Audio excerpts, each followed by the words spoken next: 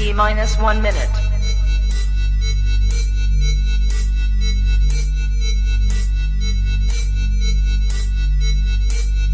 T minus 50 seconds.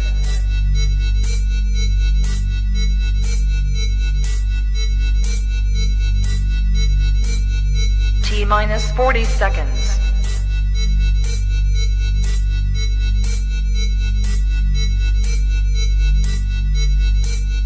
T minus 30 seconds.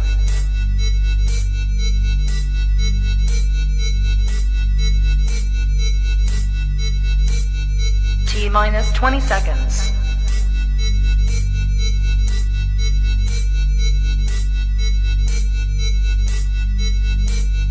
Ten, 9, 8, 7, 6, 5, 4, 3, 2, 1, 0. Can we talk for a minute? Come on and talk to me. I wanna come and talk. Can we talk? Come on and talk to me, baby. Come on,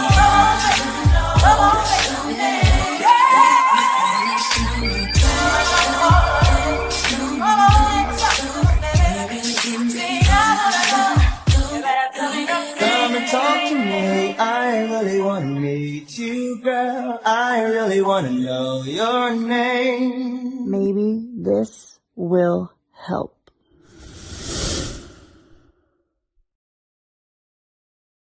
No.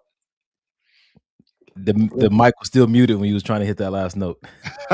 Good. I gotta work. Per usual. Yeah. You know, I could tell. Yeah, I didn't see the confidence in your eyes. I could tell that the note was off.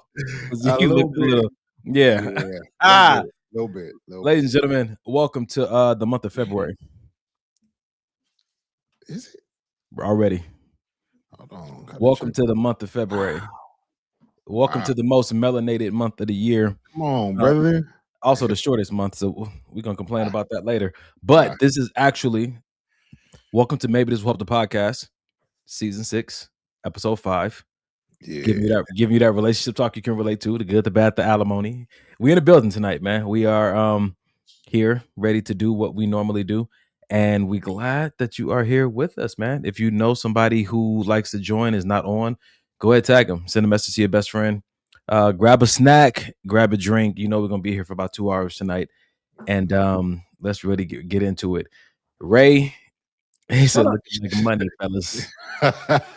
Shout out to Big Ray, man. That's one of our we know we have male guests, but Ray is one of our male guests that pretty much every episode we've had this season, Ray has commented, and not just commented with some real life like gems. So shout out to Big Ray in the building. Listen, I refer to Ray as the pending co-host. Facts. Because Ray, you will be getting a message soon. We should I tell everybody what we're doing? Yes, for sure. So the goal for 2026, maybe this will help the podcast. Goal for 2026 is to have a guest the last Sunday of every month.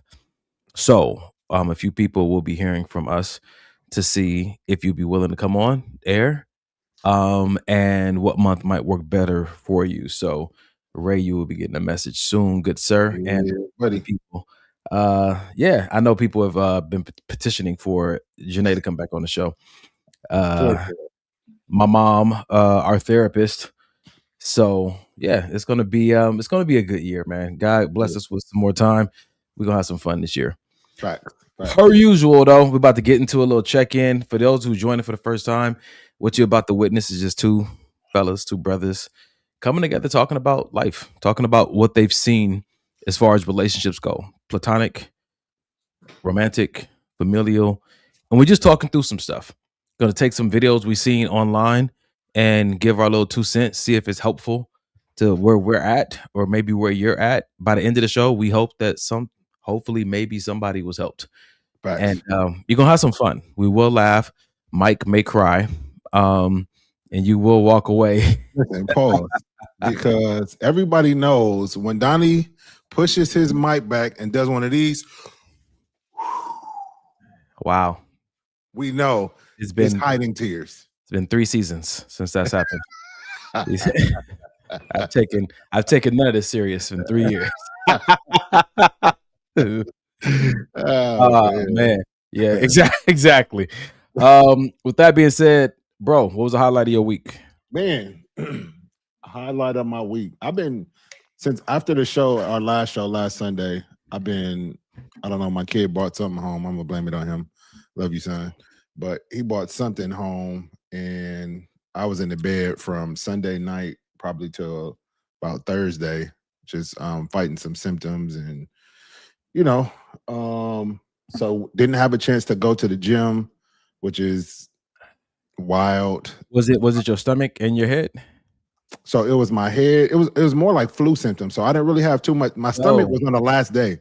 Stomach so was on the that last day.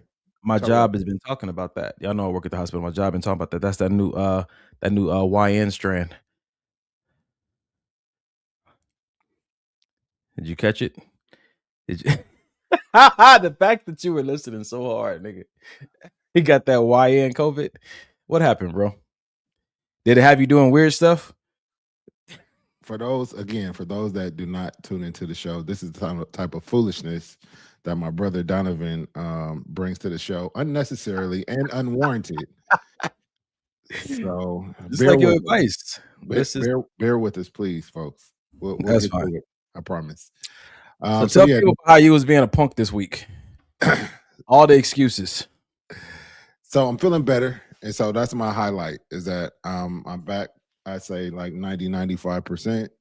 Just been resting up. I was able to get in the gym today, which was amazing. Yeah,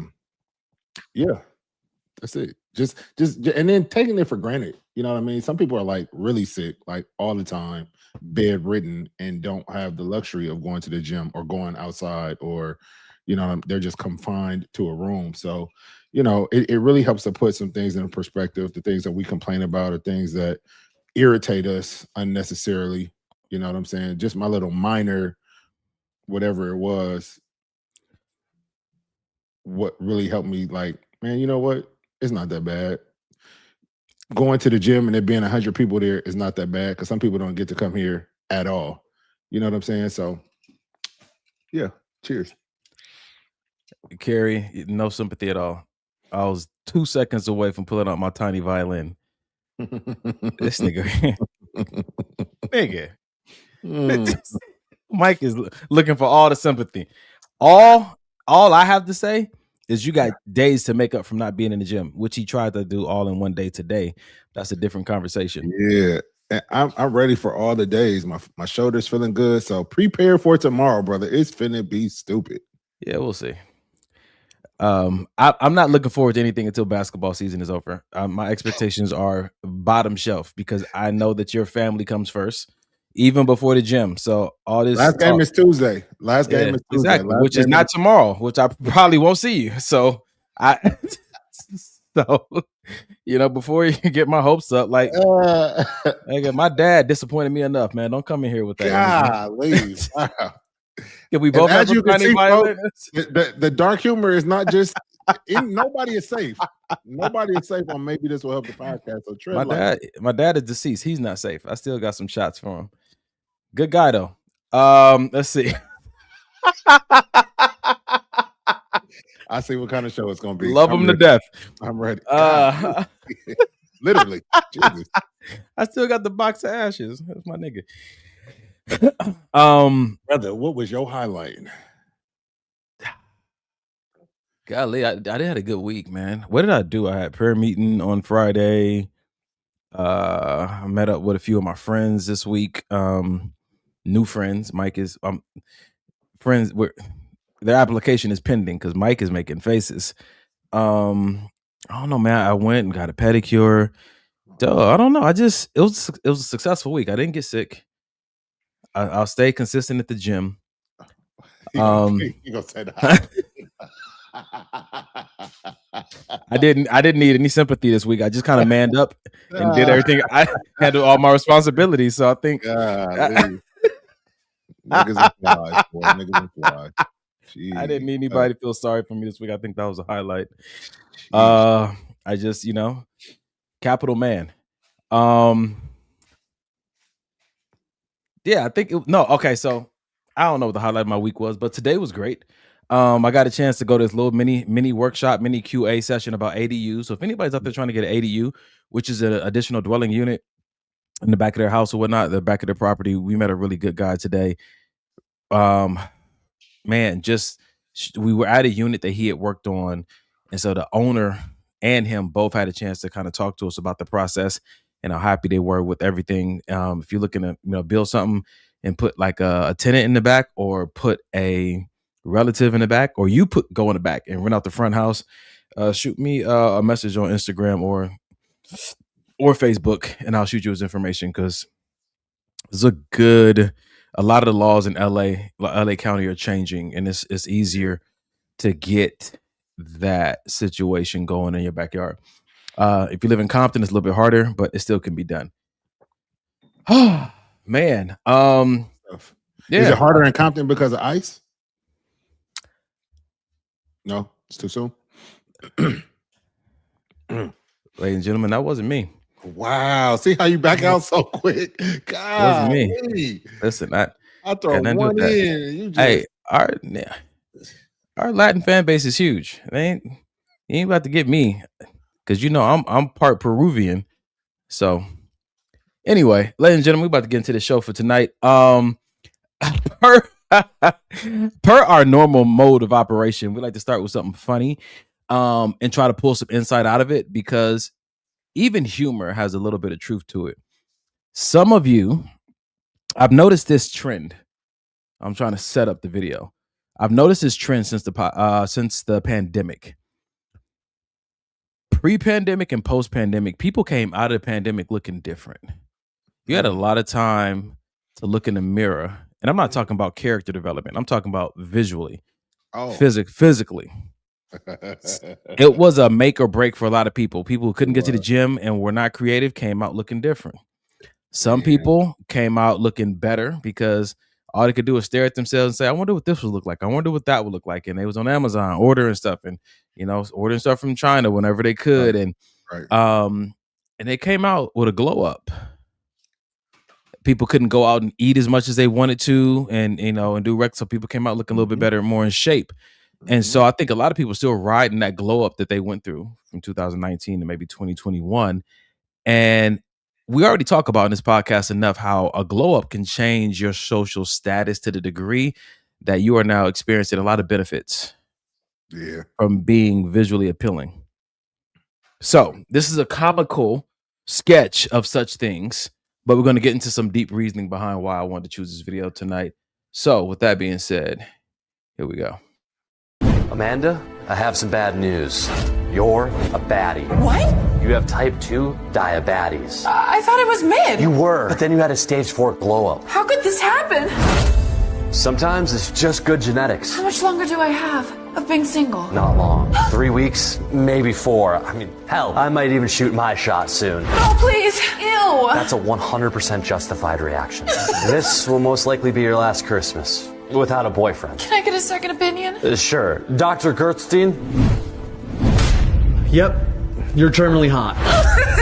What should I expect? DMs, unwanted flirting, catcalling, and it's only gonna get worse the badder you get. Is there anything you can give me? With a body oddie like that, not much, but you can wear this oversized sweatshirt.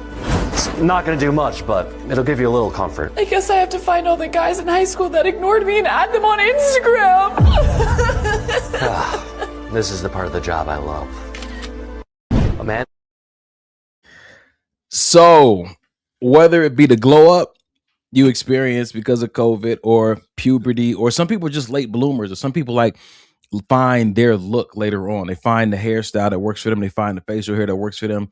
They finally get the body they want, the body yaddy, and now they're experiencing is type 2 diabetes. That is hilarious. It was very funny. But did you see in the humor how he was telling her life is going to change? Almost like if you had a terminal illness, like things are going to be different from here on out. Yep. When people start trending, life does change for them. So I'm not going to go your route, because I've already teased you about this enough. But have you ever come across a young lady or even maybe one of your homeboys who was not a looker, and whatever transformation they went through, maybe they went to the military and came out, went in Steve Rogers, came out Captain America, or a young lady, what I'm saying, she got a job at, Sephora or at a gym or at Ulta, got discounts on stuff, and it changed. Have you ever, before we even go into the details of how it impacts you socially, have you ever come across somebody like that? Yeah, for sure. For sure. Yes, I have. I'll just answer yes, and then we can get into it from there. Okay. And so when you saw that, did it initially make you want to treat them different? That's interesting. Yeah. Let's start there, because I think that oftentimes we prejudge everybody. I think they say don't judge a book by its cover, but I think we do for safety reasons. But that's a side note. People who are not visually appealing to us, we have a tendency to formulate some very negative perspectives and narratives about them because it doesn't like they're taking care of themselves, and that may translate into areas. But go ahead. No, I kind of agree with that. Reggie said, "Mike, call out names, nigga." Well, probably because me and Reggie know the same people. That's hilarious. So for me, I think for me, more so than me wanting to treat them different, it's, for instance, if you see somebody in the gym and damn it. Yep. Let's do it. Let's do it tonight, ladies and gentlemen. We in it. We are in it. Let's go. All right. So if you see somebody that's in the gym and oh wow, not you leaving. I thought you needed to stage. No, I don't. I need some moral support. Go ahead. We at the gym. Set the stage. We at the gym. Go for it. I'll say this. Okay, I got a way to say it. I like to work out for where I'm at in my physical fitness journey. So if I'm overweight, I don't mind working out with, somebody that's more overweight, because we're on the same path. We may have the same goals. If I'm more physically fit, I'm going to work out with the gym bros, the guys that's kind of already got it or got something that I'm, looking to get myself as far as a muscle group or something like that. So to answer your question, if I'm in my physical fitness thing and, I got the muscles, I got the abs, or the abs are coming in and the legs are growing, I may not work out with the guy that it's his first day at the gym and he looks like maybe, you know what I mean, he has a longer way to go than I do. Why? And that's based on just looks. Because my first mind is, you're not where I'm at. That's my first mind. Like, you're not lifting what I'm lifting. You're not eating how I'm trying to eat. We may not even have the same goals. You know what I mean? And so your presence in a partnership is going to be non-beneficial. That's what at first glance, that's what I'm thinking. But I've been proven wrong on so many occasions. Just like we saw old boy last Sunday, who was on the the one machine next to the leg press. Yeah, bro. And he was doing like 1 million plates on each side, and he didn't look like nothing. Okay. No offense to him, but he didn't look like, legs wasn't super big, legs weren't muscular, but he was over there putting in major work that I probably myself. Reggie said you trying to be politically correct, bro. Just say what you want to say, bro. So if you're not, in my mind, what my standards are for being physically fit, I probably won't work out with you. I may not even talk to you because I don't feel like we have nothing to talk about. All right. And with ladies, do you treat unattractive women different? I used to. I'm not gonna hold you. How, Mike? I may not even talk to you. Like, you ever been to a restaurant? Here we go. And the waitress was attractive, and you said, "Give me another one. I don't want her." Is it that deep for you? Kinda.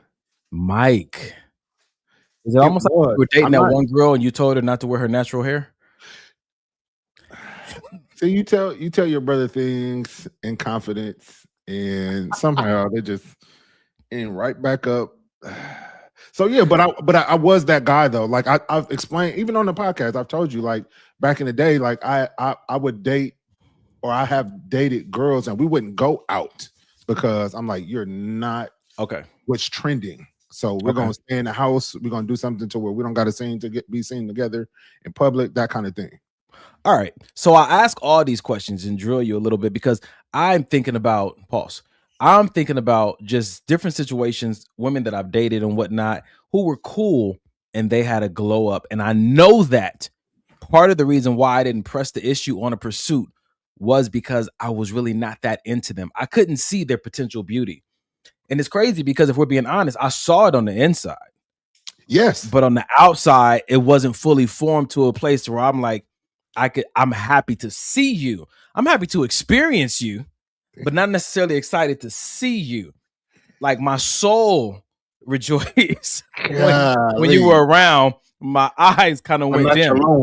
Yeah, you know what I'm saying to you. And so I think that sometimes there have been some situations in the past where I've dated someone, and the determining factor of if I was going to try to, make this official and move forward was it came down to the visual. And be shallow as that may be for some people, we always talk about how the visual attraction is important. But my question is, can you see beauty potential? And how do you gauge if a person has beauty potential? How do you gauge if a person has glow up potential? So, one, I don't think that that's shallow. I don't think that people dating people based on what they look like is shallow. I think where shallow comes in is you overlook personality, you overlook everything completely, and you only base your picker only solely on looks. I think that's where shallow comes in. But if I'm being honest, I'm not somebody I'm not attracted to, I'm not going to give my time as far as romantically, because it's important for me to like how you look visually. Okay. You know what I'm saying? On the flip side of that, the glow up, as far as the glow up goes, I can I use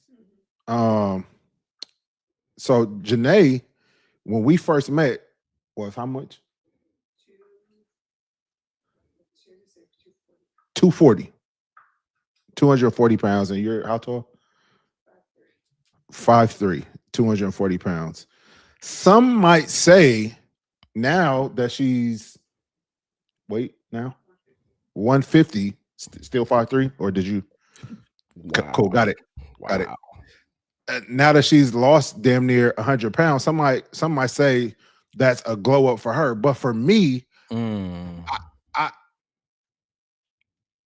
this is just like her losing weight and getting in shape and toning her body and all the things that she's done, which is great. That for me, that's just the cherry on top, because I saw her as beautiful in my eyes at 240. Yeah. I got with her at 240. Most of our dating life, she was 240. You know what I'm saying? So at where I am now, I think that saying that beauty is in the eye of the beholder is a real thing. You know what I'm saying? Okay. I tell you guys, the marriage has changed Mike. His choice of words and his overall optimism is very disappointing.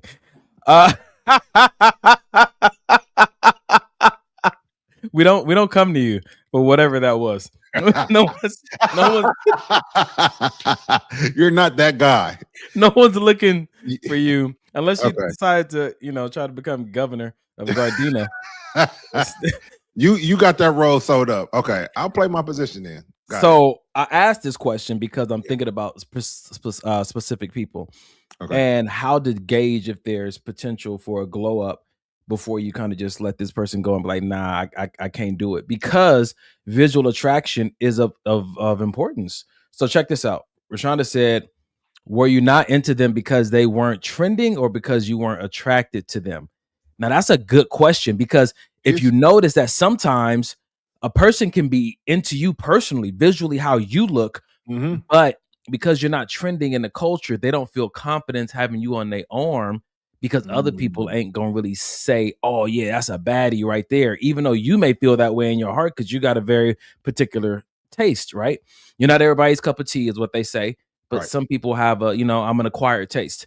Some people acquire your taste, but then they lack the confidence to choose you because they know in public you're an acquired taste. Not everybody's going to see you that way. And so now they feel like maybe my social, status may come down because I'm not with a woman that's visually beautiful, trending. Yep. Yep. No, it's true. And uh,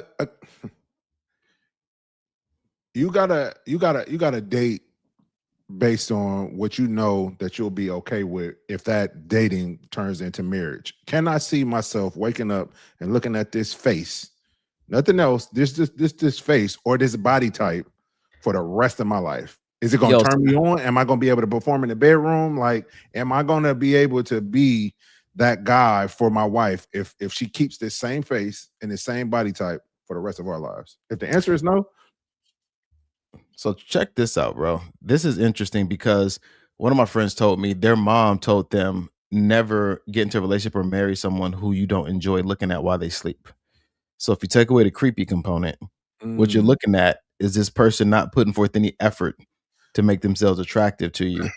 And if that's not something that you feel comfortable looking at, then you might want to rethink any further commitment. that's so crazy, bro. Because it when you as you're saying it, it makes me think of the flip side, right? So the guy does all these things to get the girl that all the guys want, and she's beautiful, got a banging body, all of this other stuff, and then he get her, and then he becomes super jealous. I don't want nobody looking at you. No, you can't go nowhere no more. So I think on both sides of the spectrum, it's like a damned if you are, damned if you aren't. You know what I mean? Because if you do have that pretty privilege and you're all the way over here in your relationship, sometimes your man or your woman, they become very, very possessive and very Yeah. overbearing because of the way you look. And if you're not, don't have that pretty privilege, and you may be what's not trending right now, then you got the guy that don't want to, or the woman that don't want to be seen out with you in public and don't want to go nowhere really with you. So it's weird, bro. It's weird. You can't look too good and you can't be too unattractive. Depending on what culture, what community you're in. Facts. So check this out. Allie said, honestly, I get it, D. There have been several times I was always one of the homies until I showed up in a mini skirt, stilettos, hair down, makeup, and got the response. Wait, you can look like that? Yes, I can when I have a reason to. Now, Allie, I know Allie, fitness and instructor and trainer. And so sometimes people see you in your work element, which is where you're coming in to functionally do whatever your job may be. You may be in scrubs, you may have ponytail slick back, your leggings or whatnot. You may be in your tool belt and stuff and your hard hat. They don't really see what you can do. And I've seen a lot of videos online of people recording themselves at work and being like, well, it's mostly women being like, my coworkers have no idea that I'm a baddie. Right. But because of what you do for a living, and then when you actually step out into your personality, it's like, oh shoot. So this goes back to my question: can you see glow up potential? Can you see beauty potential in someone who isn't necessarily putting their beauty foot forward every day because of what they do for a living or because of what the day may demand from them? They don't worry about all that. But can you see it underneath there? So check this out. Ray responded, yes, to Allie. Yeah, I definitely have some female friends change my view of them when they change their appearance. And so we're talking about people changing their appearance because the situation calls for it. The scenario, it's a birthday party, or, oh, I got a new job. And so now I can dress like X, Y, and Z, right? So here's my struggle, man. Yeah. Here's my struggle. My struggle is that I've seen a lot of beautiful women in my life. And sharing my testimony with someone yesterday, I was kind of telling them about just my story about being a male exotic dancer, being a model, being an actor, and all these different faces and bodies and combinations of beauty you get used to seeing. And so when you've seen some of the most beautiful, like you ever heard them say somebody is, oh God, oh man, how do they say it? They say that someone, it's not pretty ugly, but when all their features look well together, like they have, like somebody can say, oh, you have a nice nose, but you have a nice eyes, you have nice lips. So isolate different things. But when all those features are nice and they look good together, I like your face. yeah, right. Yeah. And so when I'm thinking about what I've seen, I try to block that off, because if I had never seen all the rest of that, I would think this person was drop dead beautiful. So, and I'm wondering, in that struggle within, like, is it because of what you've been exposed to, that it's not shallow, but you need someone to look a certain way because you've seen certain things? Or do you just say, you know what, I like this, and I know it's not the best I've ever seen, but we've had this conversation on the show before. Should you marry the baddest woman you've ever seen, or is it, has you continue to make it deeper than that? Again, on this show, we don't tell people what they should do, but for me, I think the older I got, I wanted so much more than just like looks. Like I've dated people that were trending, and I dated people that weren't. I've dated people with the best personalities in the world, but the face was a 2 at best. So what I felt like I wanted to do was have the best of both worlds when it comes to my forever partner. I want somebody that I'm physically attracted to, that looks good to me, but she doesn't have to be the best looking woman on the planet. But at the same time, I want also somebody that has a good spirit, a good soul, and a great personality. You know what I mean? So when I came down to it and got serious about picking the person that I knew that I wanted to, type of person that I wanted to be with, I think that those were the things that were way more important than just I gotta have that supermodel type, woman, or that eye candy type of woman. This is interesting because you're marrying this person, for you. Mm-hmm. And I think this conversation, although it may seem random, I think I'm really trying to speak to the people who are struggling with choosing someone because everybody else may not see them the way that they see them. You know what I'm saying? Some girls are struggling dating a guy that treats them well. They think he's handsome, but he's shorter than them. And they struggle with choose. Yes, I've heard it, bro. I'm like, oh, if he was just a little bit taller, they struggle with that. They love the person, but because if they take him out, things are going to be said. You know what I'm saying to you? That's like my friends judging me because I told them I wanted a Subaru. Subaru has been rated the most safest car so many years running, but you ride that through the hood and people like, bro, you want a Subaru? Yeah. Nigga, we don't drive Subarus. Facts. You know what I'm saying? But very reliable car. So if you did the parallel, like she's a Subaru. And the community that you in, don't mess with Subarus. Maybe change your community because that's a really good car. Hey, I'm all for changing your community, that mindset, 1,000%, 1,000%. Because like I keep saying, at the end of the day, this is the person you got to be with. They don't got to. The hood don't got to. Y'all don't got to drive in my car. Y'all don't got to ride in my car. Y'all don't even got to look my way when I'm coming down the block.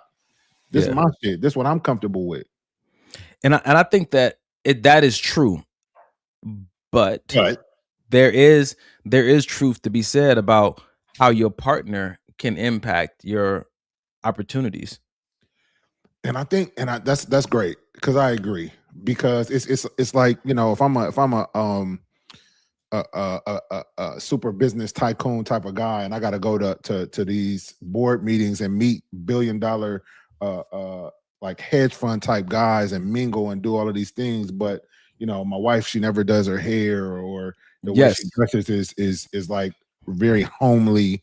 You know what I mean? I think in those type of situations, bro, I think you sit down and have an honest conversation with your woman, like, hey, I think you look beautiful, but we're going out, we're stepping out, and we got to look a certain way to get this certain type of clientele. You know what I mean? And I feel like that's a rough conversation. It is. It is. It's very difficult. But if this is what you want to do, you know what I mean, and your calling is to be in these types of rooms, and what it's going to take to get to the places you want to get, but you also love this woman and you see all of her value to your life, it may be a conversation that needs to be had. Do you love her enough to leave her at home?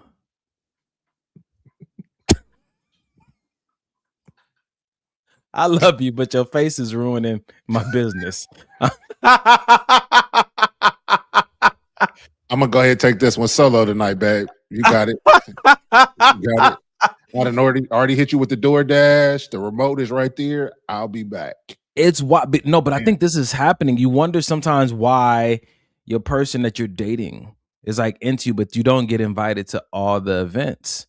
There may need to be a conversation there because they're into you, but maybe they don't like the way you present yourself, or you're very hell bent on like this is authentically who I am. But like, man, come on, like you wear the same jeans, brother, every time that we go out, like, and should and this? it's hurting some Yeah, relationships. yeah, it is. It is. Now I have a question though, and a question for the audience as well. Should this be a conversation like you guys are dating, and on the fourth date you see the same pair of jeans? Should we start talking about that then, or should we wait till we in full blown relationship?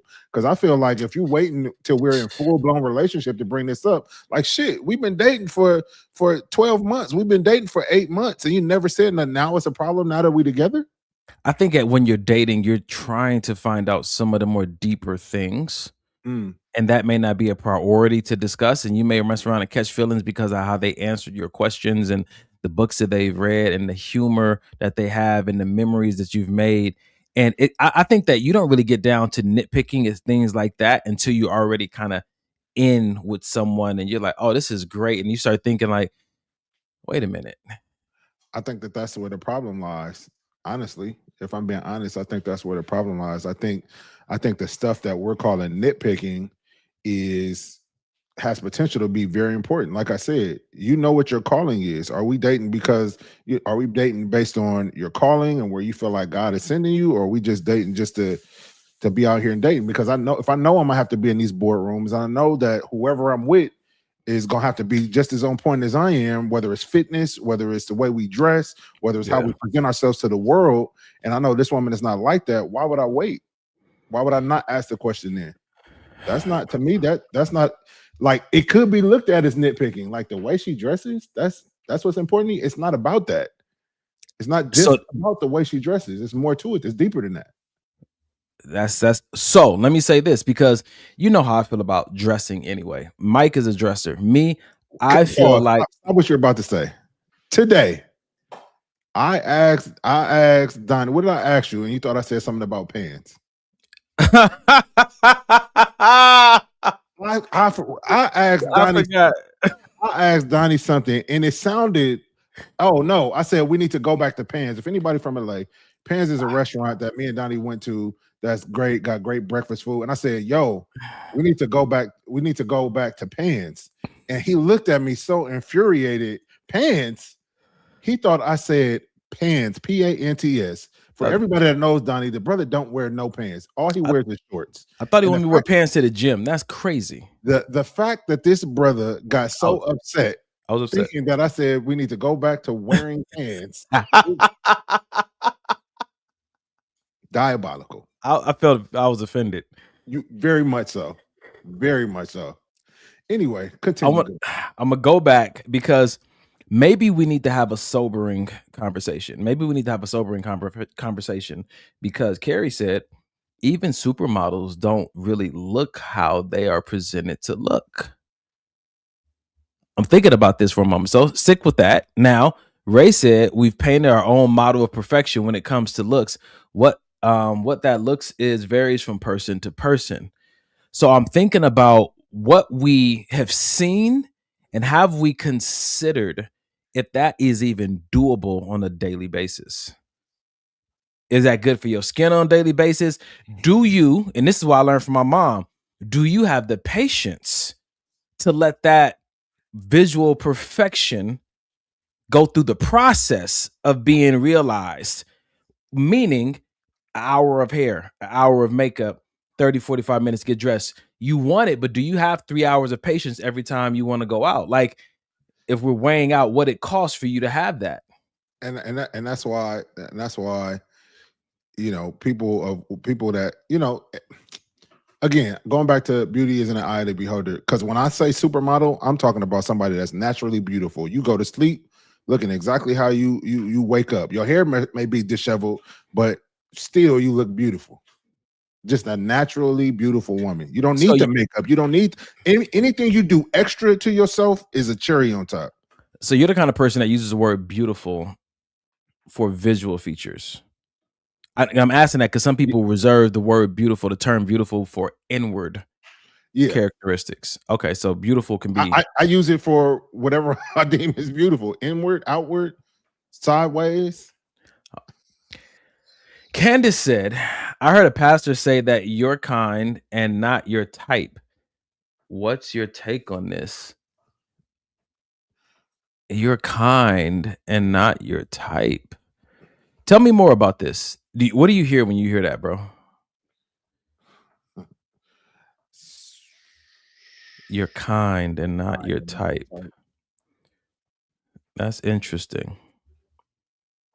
Yeah, when I honestly, when I hear kind, I think of a group of people that mesh better with you, whether that be with your personality, whether that be, you're tall, so you hang out with all tall people, whether it be you're dark skinned, so you're with all dark skinned people. You know what I mean?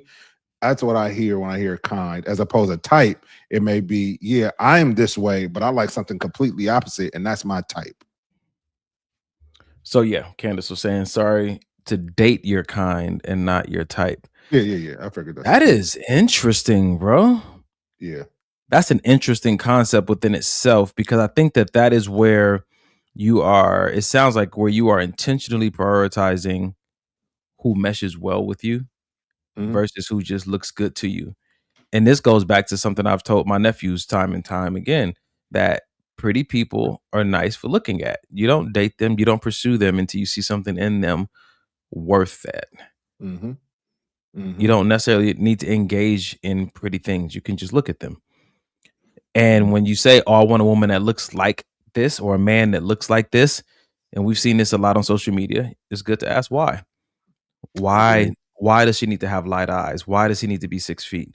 Why does she need to be curvy? Why does he need to be in shape? You know what I'm saying? Why does she need to be so submissive? Why does he need to make so much money? And I think Mike is good for asking people that why question, because if your reason is because society says that's what a man should be or a woman should be, that's what's going to make me happy.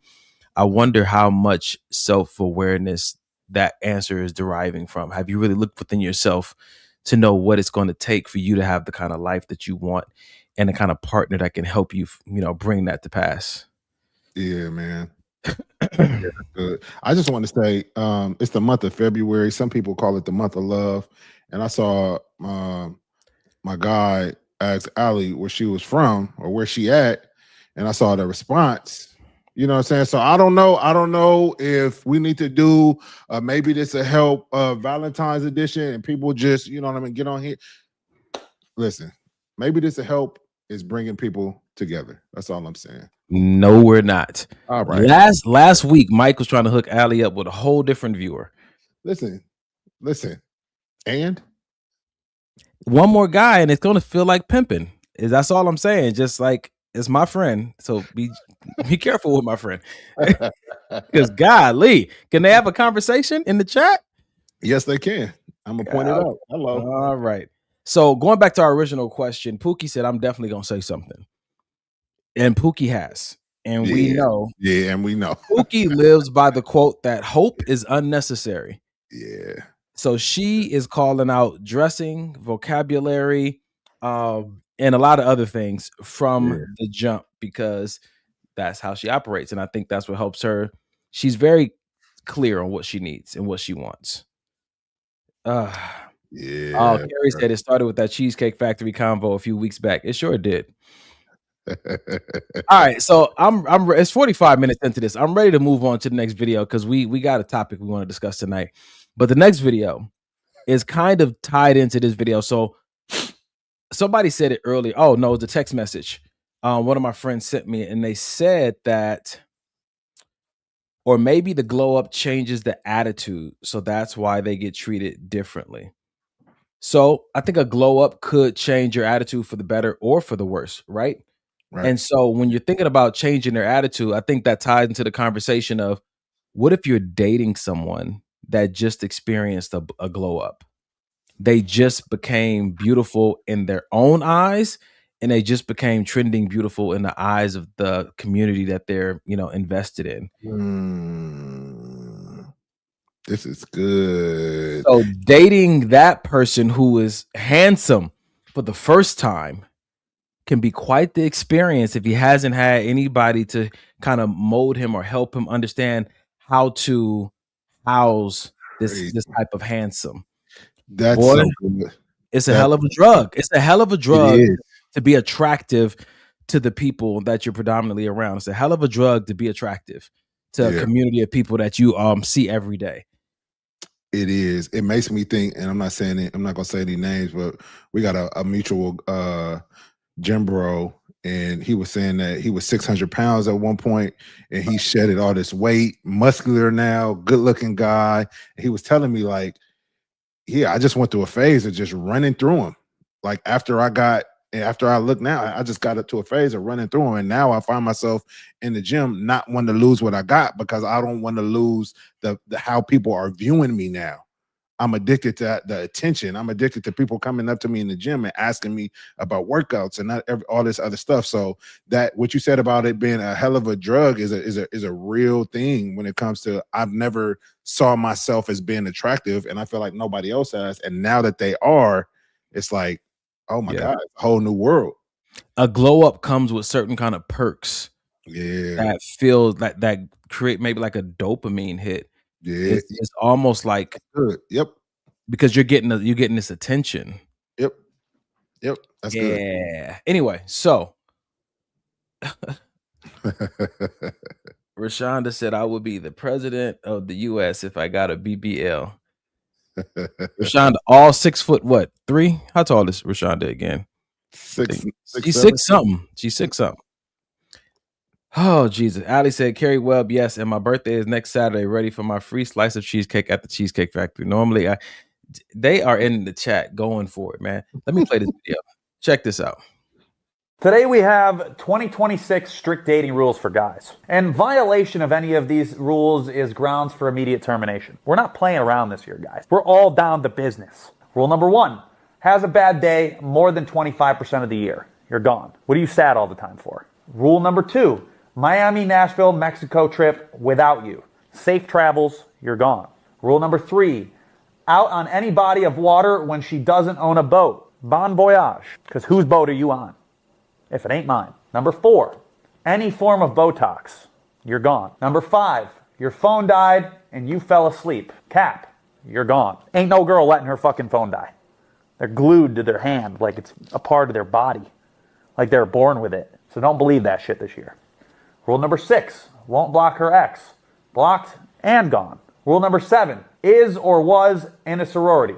Self-explanatory. And rule number 8, all her friends are guys. See ya, never. These are strict rules for you guys out here this year. Gonna help you stay safe and get into a better situation if you follow these rules. Thank you for coming to my TED Talk today, and I'll see you at the same time again tomorrow. So I go back to the conversation, bro.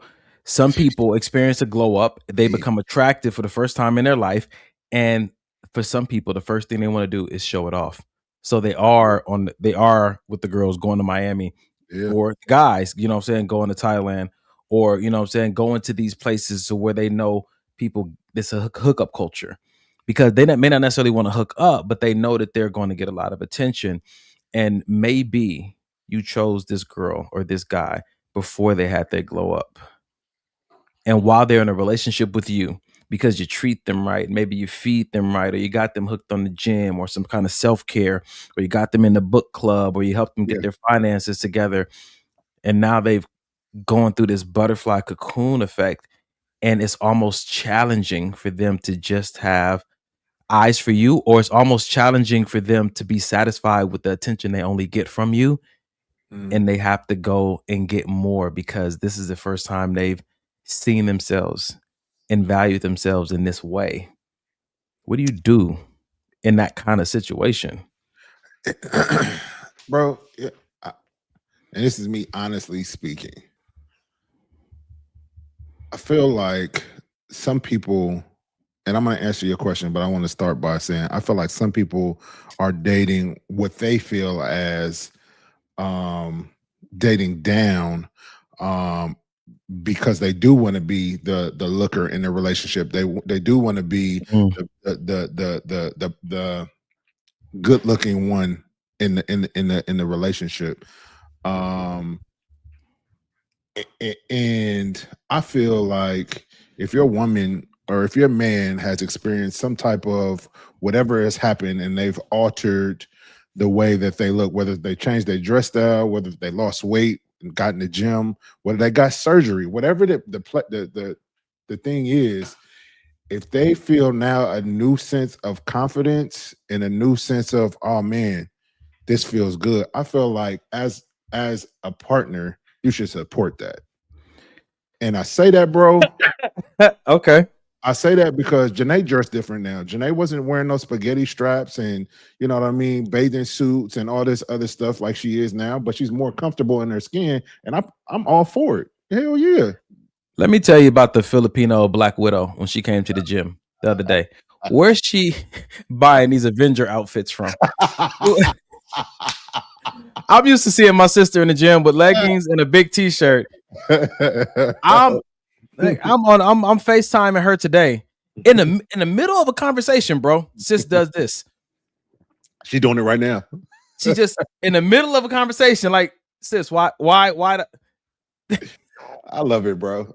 Because it's important for people, and I know how important it is because I feel like I came from the ugly duckling thing, so I know how good it feels to finally be comfortable in your own skin because you feel like, man, nobody.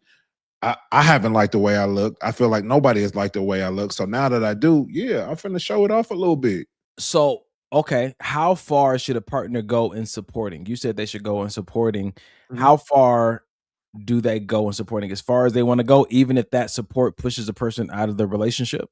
You just supported me into another nigga's arms. Thank you. Because it's where you want to be now. If I am no longer enough for you after you've had your glow up, I love you. I'm gonna support you right into the area that you feel like is for you. Because if I try to keep you here, you're gonna resent me. So yes, I would honestly say yes. And I feel like that's information. That's great information because I don't want it to be now we got a kid, now we married, now we got a house, now we got all these things together. And now I find out you cheating because you didn't want to be here 6 years ago when you first lost all the weight and got the BBL and did all the things you wanted to be out. And I saw it, but I decided to just, oh, that you look great. Yeah, go to Miami. Oh, you got a new friend at work and he's a male and you guys are going on a business trip. Oh, yeah, go. I'm out. You lying, my nigga. So somewhere you didn't have a real solid conversation either. You started feeling something a long time ago. I think these conversations are necessary because if you do have a glow up and you have the urge to have a season of attention, you have a season of seeking attention, regardless if you think it's right or wrong, if it comes up inside of you and you're in a relationship and you want more attention than your partner is giving you, a conversation is warranted. Because I think that a lot of times when you're talking about people being, infidelity or cheating or stepping out, I think that sometimes it is that maybe they didn't necessarily have a glow up, but somebody outside of their partnership saw that no one else has seen them before. So maybe they didn't have a glow up, but somebody saw them in a way that no one's seen them before, and that felt like a glow up. It still gave you the same dopamine hit. It still made you say, "Oh shoot, I didn't know that someone like me could get that kind of attention." Bro, and I'm glad that we're going down this path because you hit the nail on the head, man. And it's as simple as, your wife or your girl going to work and the guy that she sits next to, oh, you changed your hair color? Meanwhile, you live with the woman and you ain't said nothing. Her chair been changed for a week. And now that one seed that he planted, now she paying attention to a nigga she never seen before, even though she been, you know what I'm saying? But it's a real thing, bro. I'm not talking in my huddles no more because that's me. I work with 99% women, bro. I told them I'm gonna tell HR because they treat me like the brother they never wanted. But I am, me, I'm already an attentive person. I see details. That's the photographer in me. So I'm like, oh, I haven't seen that hairstyle before. Oh, you changed your hair color. Oh, look at you today. You glowing. What you got going on? You know what I'm saying? I got to be a new lip color. This is, you know what I'm saying? Because I'm like, I'm in charge of maybe just bringing a different kind of creating the culture for our team. Yeah, for sure. And a lot of it has to do with people being highlighted, feeling appreciated, feeling seen, right? Yep. But I didn't think about it from the standpoint if they're not getting that at home. That's not your job for you to change the type of person you are. That's that man's job that's at home to step his game up and do it and be attentive at home. I shouldn't have to change. If I'm naturally that kind of guy, oh, you look nice today, have a good day, and that's it, and I have no ulterior motives, I'm not going to change that because your man at home acting like a piece of shit. I'm just not. I think that's the first time you ever told me something like that wasn't my fault. I appreciate you. Hey, brother, listen. That's it. A week of illness. Wow. Okay. So let's look in the chat, bro. We got some stuff coming in. Rashonda said, what about doing it for yourself? Candace said, that's the photographer in me as well. Action detail. Okay, so Candace, she does do photography. It's something that, but now I'm feeling like, I honestly am feeling like maybe I need to tone it down. No, nigga. Because no, okay. That's you. Like that's how you are. You've done it with Janae. I've heard like that's the type of person you are. Listen, Ali said, yes, you did that when I wore purple eyeshadow at the gym 10 years ago. Great attention to detail. See? I just want to make marriage harder for niggas. That's not my goal. No, the goal is for the man to make his marriage easier for him to be in and easier for his wife to be in. So, okay, so let's this is all scenario based, but let's give some practical. If you are the one on the receiving end, say, Mike, you're the one who's getting these compliments and affirmations and this praise from coworkers that you don't get from, saying your spouse at home. What is the conversation that you bring home to your spouse? What is the conversation of old Mike or the Mike now? Two different conversations. Let's do old Mike because I think that's what the people want. Yikes. Okay, so wow. I wasn't expecting you to say that, brother. Said, yikes. All right, let me just wipe this sweat off. So I think I'm getting compliments that and anybody that knows me knows that I for a large part of my life have struggled with attention and wanting attention and feeling like I needed attention, especially from the opposite sex. I've talked about it on the show, like everybody knows that. So if I feel like I'm not getting something at home or I'm not getting something at home and I'm getting it and I've been getting it at work or getting it at the gym, what it starts to do is it starts to feed a part of me that should only be being fed at home, but then it also makes me resent the person that I'm with because I want it from you. I told you I want it from you, and you're not giving it to me. You know what I mean? So what it does is for me as a man, when I built up a certain wall to not let outside influences from women affect me and affect my relationship, it used to just chip away at that wall. And before long, your wall is down. You and it's like, oh, you paid me a compliment, and now instead of oh thank you is oh okay thanks. So what you got going on after the gym? Or it's oh you look good too. Now because now the wall is down, all bets is off. Like my woman not gonna tell me hey you got a nice haircut.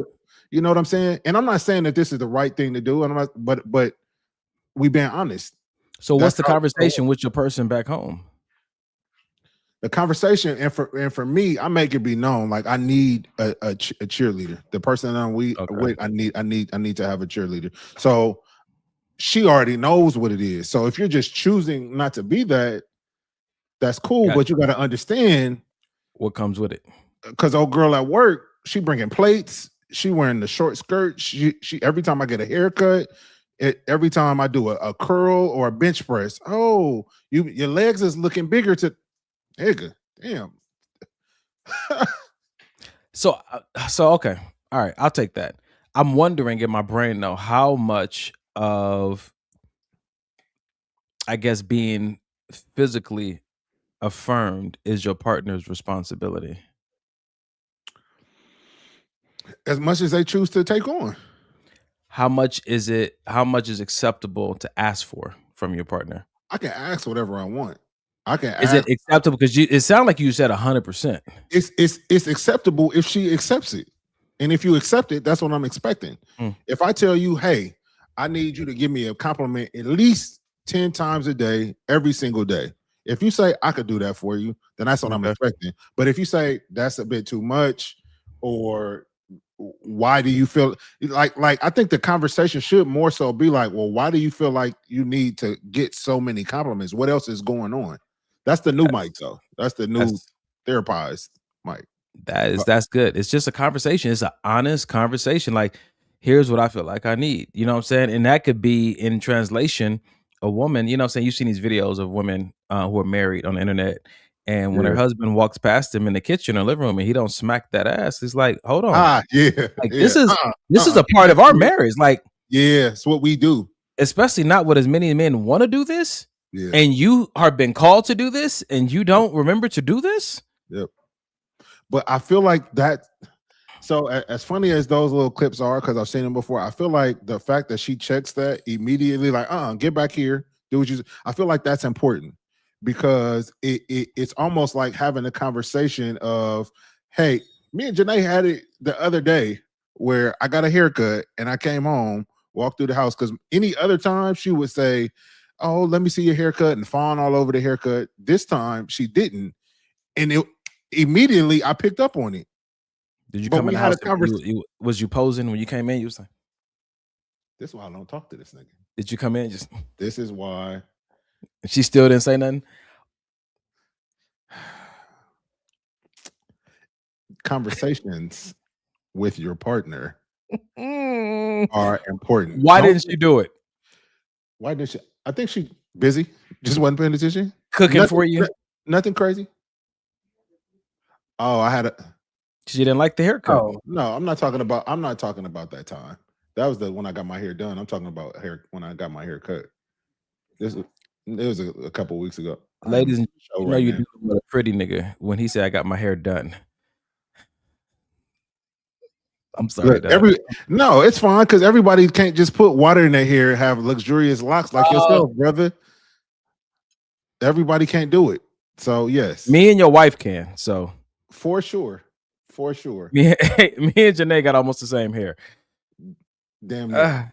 All right. No, but I feel like those type of conversations, don't let it like fester. Like if you picked up on it, not even to say it bothered you, but that's good. You didn't say nothing about my haircut.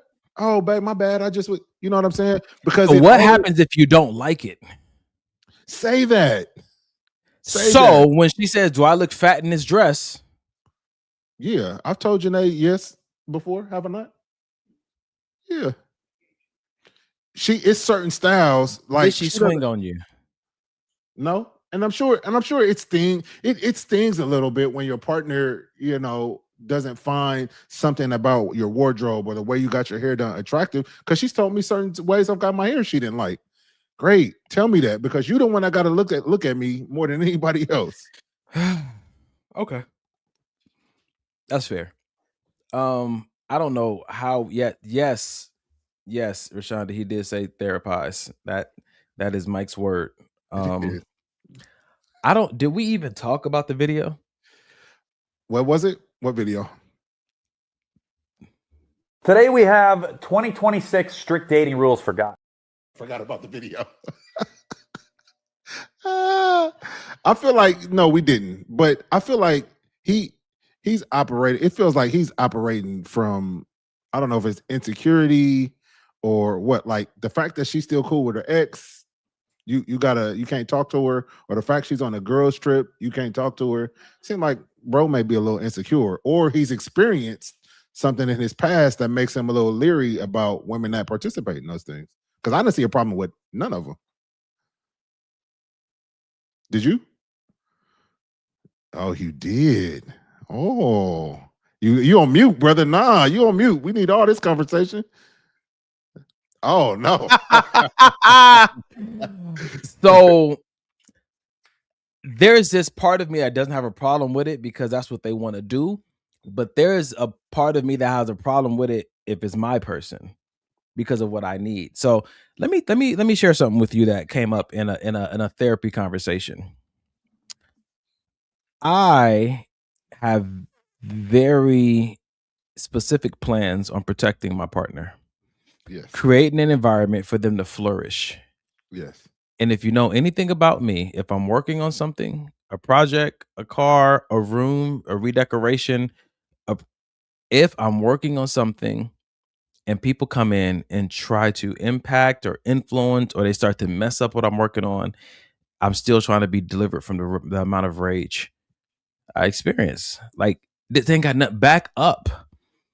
Get away. I'm working on something. I'm fixing this. I'm making this better. In this therapy conversation I was having with a friend, that same energy is planned to be showing up in a marriage because it shows up when I'm in a relationship prior to marriage.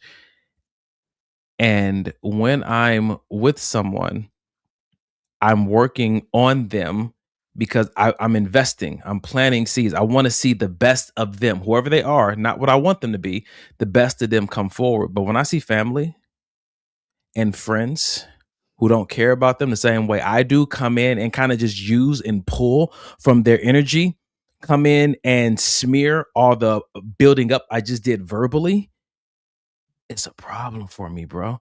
And they told me that I'm going to have to, they said you might want to consider taking a step back because you're not the only person in their life that they care about.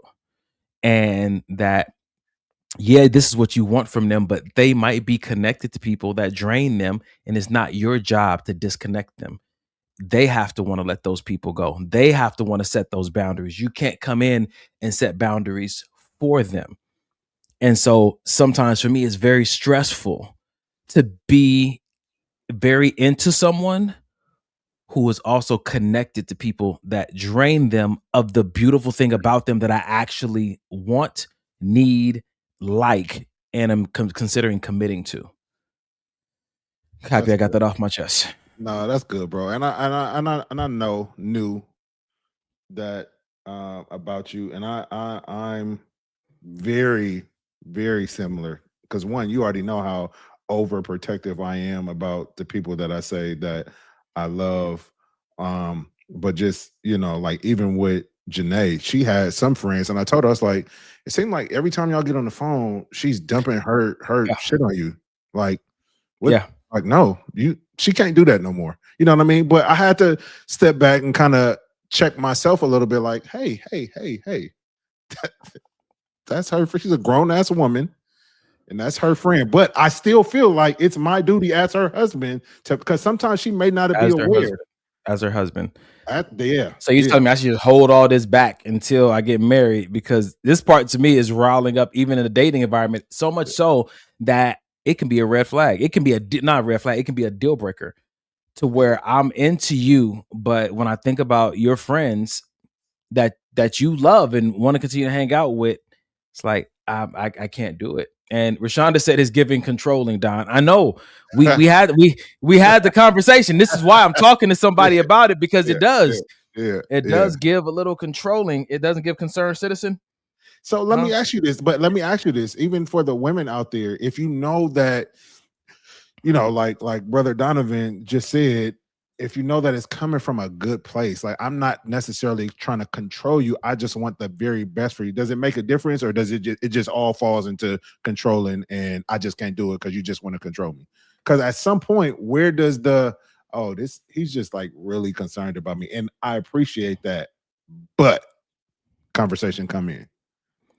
You see what I'm saying? Or is it just throw the whole Yeah. nigga away, you do controlling? Because to me, maybe because I'm so similar, I understand where you're coming from 1,000%. But oftentimes people who are connected to people that drain them, especially if they have seniority, they've been there for a long time, they don't see they don't see it. what that relationship is doing to them. Or they see it and they've become okay with it. Because, well, that's my cousin. Or That's my best friend. Oh, that's my boss. And you're like on the other side, like, I think so. Somebody just said it. Trouble. Don't get yourself in trouble. Somebody said something about having a conversation. I can't find the comment, but somebody said something about having the conversation. And I think that maybe people won't realize how serious it is until you tell them, like, this may be a deal breaker for me. The boundaries that you don't have with your mother may be a deal breaker for me. the boundaries that you don't have with your best friend may be a deal breaker for me. I want to be with you, but the fact that you give her free range in your life means that she can get free range into my life because you have free range in my life, and she can use your access card to get in to the Sliding through the. environments. Ooh, that's good. Damn. Wow. Yeah, that's really good. That's really good. I don't like it. That's really so. Okay, granted, is it a conversation though, or is it a I'm gonna just start putting things in motion to where she can't have access, or is it a conversation with you, the mama, and the wife? We all need to sit down and talk And about this. so because I've been in this situation multiple times, I think that what it is Damn, nigga, like you multiple said, times. yeah. What's going on?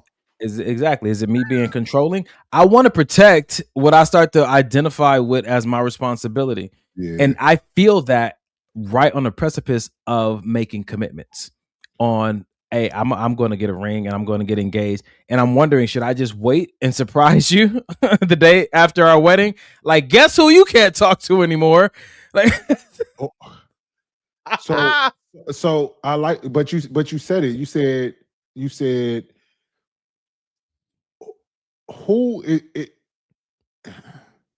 is it you that's saying that you need to do these things, or is it her saying that she wants you to do these things? so listen, it's me saying it, right? Mhm. This is the Mhm. part that makes it tough because half of it is because I care about her, but Right. half of it is about me too. Because if this Mm. is a well that I drink Mm. water from, I want the Mm. well to be okay for the well's sake, but I also want the well to be okay because I am dependent on getting clean water from this well. And so, for instance, if you have these unhealthy or toxic relationships, maybe with friends or coworkers or a job you don't need to be at, or a family member that keeps playing with you, and when I come home and I'm going to come home to this loving wife and we just bond and have fun, but 4 days out of the week you can't because you've talked to that person or they want to come by, that's impacting it starts to impact my sense of, okay, I can depend on this here. Mhm. And when I can't depend on this here, now I'm fighting off, well, where can I get it from because I need it? Mhm. And that can start to fuel maybe a stepping out. But instead of doing that, have the conversation like, babe, like this is the fourth time this week that I've come home and just wanted to spend some good, loving time with you, and you got to vent. Yeah. Like, and this has been the 6th month in a row. Like, what are we doing about this? Because now Yeah. I'm feeling like this relationship is broken in this arena that I really need. I need fun. I need to have some, I need to come home to some kind of peace, right? And so he said that in the beginning of his video. Yeah. If she has a bad day, majority of the time, Yeah. That. what can you really depend on her for? Not no fault to her, but to you, knowing what you need. It's like, oh, I yikes. Like, you're a beautiful person sometimes, but because you have the friends that you have and the job that you have, Yeah. that's not your norm. That's just, you know, Yeah. I like what AJ said. She said that's robbing precious time. bruh. Yeah. Yep. Yep. So Rashonda said, differentiate yourself from your partner. Do you understand what she's trying to say by that? No, please Yeah, explain that. explain that, because I don't want to assume what you're trying to say. So differentiate yourself from your partner. All right. Candace said, I completely understand because it can spill over into the relationship and affect it if they're coming Bruh. home with the issues. Now it's coming into the household. But it goes back to what I said earlier. If you're with someone and you love this person, and like for me, this is evidence that I am like heavily considering commitment, that I start Yeah. to feel this way. But I know it's not my place yet, but I feel it.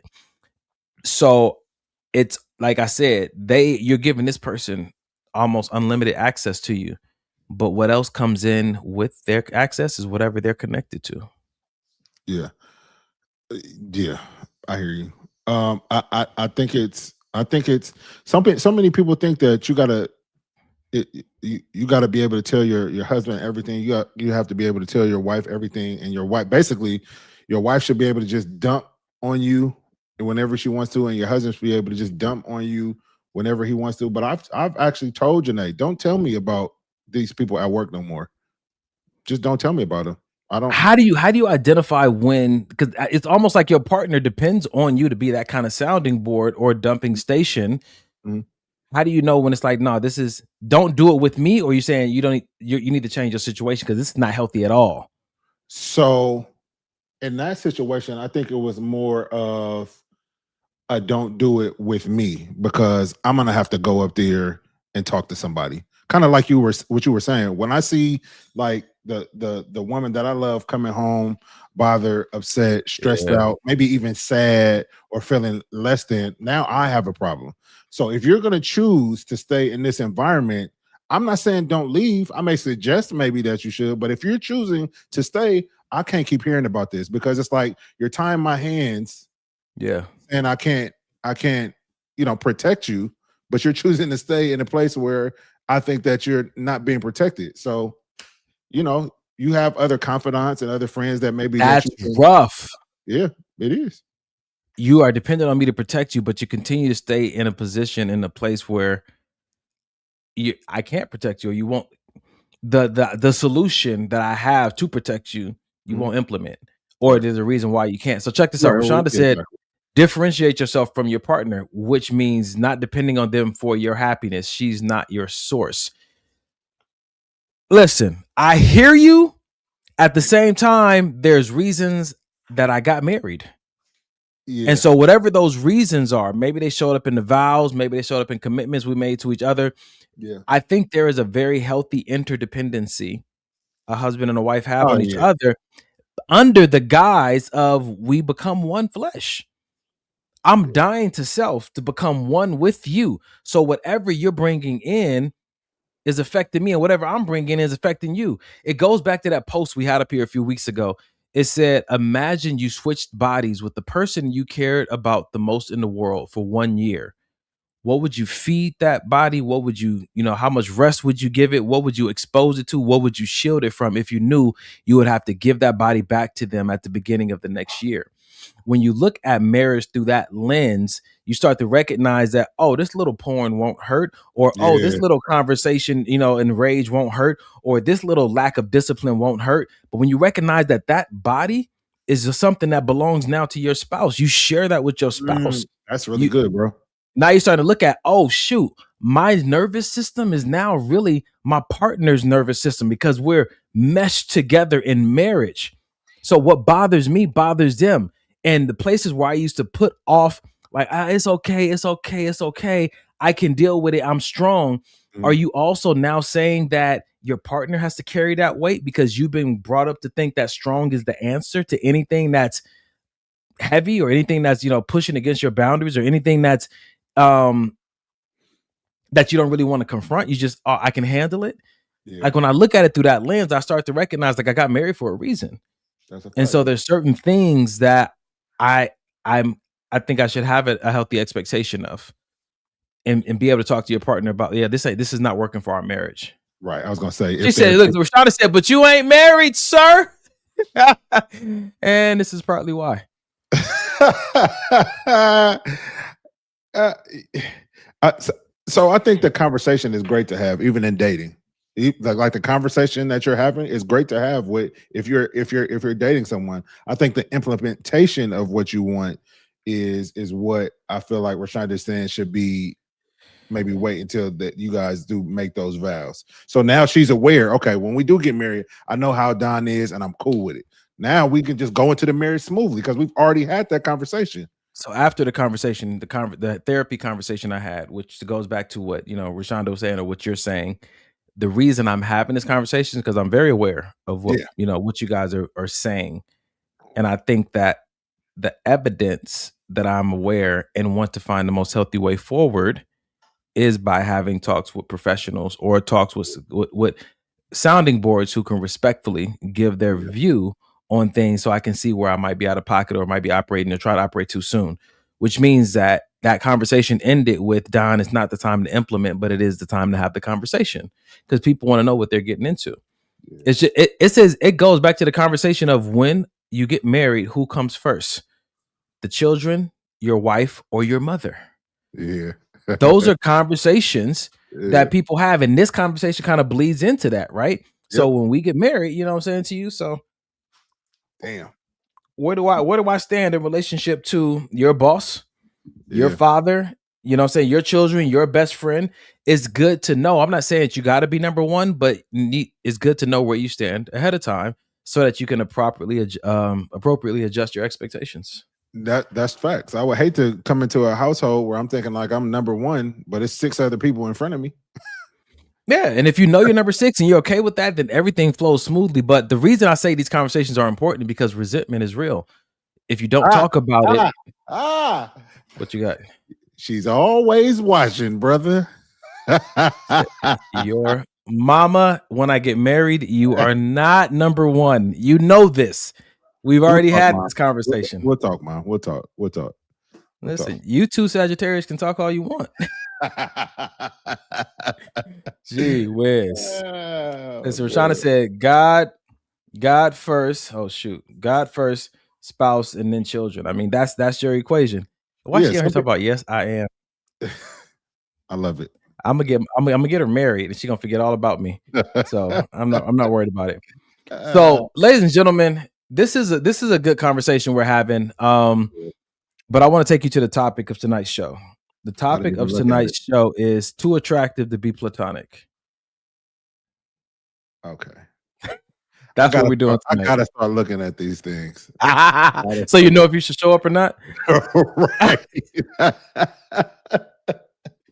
So I had an interesting conversation with one of my friends this week about platonic friends or just having friends that are of the opposite sex, right? Yeah. And they mentioned that if that friend is your type, then they can't be your friend if you're in a committed relationship, because if they're your type and you're attracted to them, then that is making it more challenging for you to keep it platonic because they're your type and they're attracted to them. And so I heard them out, but I knew I wanted to have more conversation about it on the podcast because there's a conversation between attraction and self-control, attractive but not have a desire to want to be intimate with. Like there's some nuances there. Now, of course, I know people can manipulate that and say, no, it ain't even like that, and be plotting. So this is, more a conversation you have internally with yourself about, like, is this platonic because they haven't given you a chance to hit? Shit. Or is this platonic because you're playing the long game? Playing a long game. Or is this platonic because I have no plans and no desire to ever move beyond friendship with this person? That's wild, yo, because just the statement, and I'm not, by no means am I saying I feel like your friend is wrong at all, but I feel like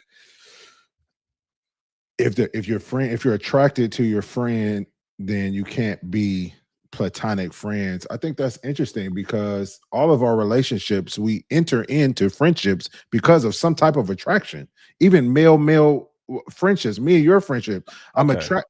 No, but I'm saying because the things we have in common, the way your mind works, your the way your outlook is on life, there's some type of attraction to.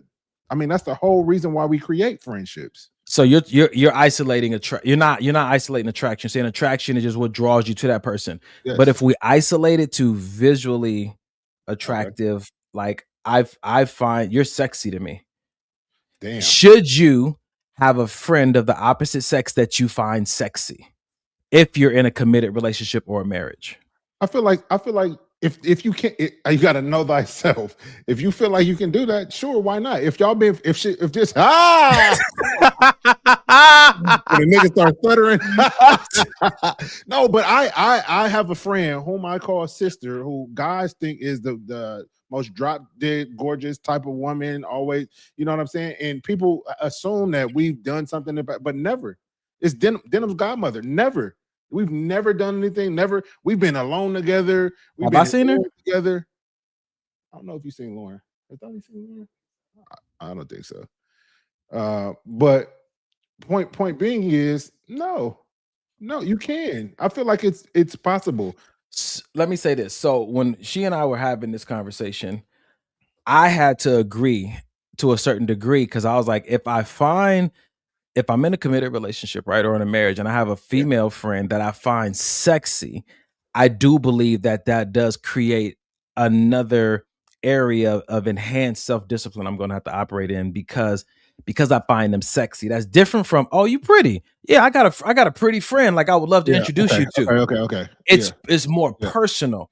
So Okay. now I'm occupying a friendship where I deliberately have to put forth a lot more effort to keep it platonic, which I wouldn't be doing if I wasn't in this relationship. Yeah. You know what I'm saying to you? So I'm not saying that you can't, but I'm saying, oh yeah, this deserves a conversation, because It does. are you making it harder on yourself? I was just about to say that. Do you really want to go into your marriage having to extend another form of self-control? I want to just be able to sit in my marriage and be chilling and be good. I don't want to have to, when you come around, I got to turn on, okay, make sure you don't look too long. Make sure, like, if it's my friend, I want to just be able to chill with my friend. I want to be able to, let's come over and hang out, whether my wife is there or not, and let's, hang out as friends. Having to turn on self-control. And so, when somebody, yikes. So Yeah. I will say this though. It's not that my wife or my girlfriend would say, oh, I know she's your type, so y'all can't be friends. This is a conversation I have to have with myself, because just because someone may be visually my type, that way you understand it, doesn't mean I struggle at all with self-control or wanting them or want them at all. They can be like, oh, okay, because you guys know I love eyebrows, very nice eyebrows and good ankles.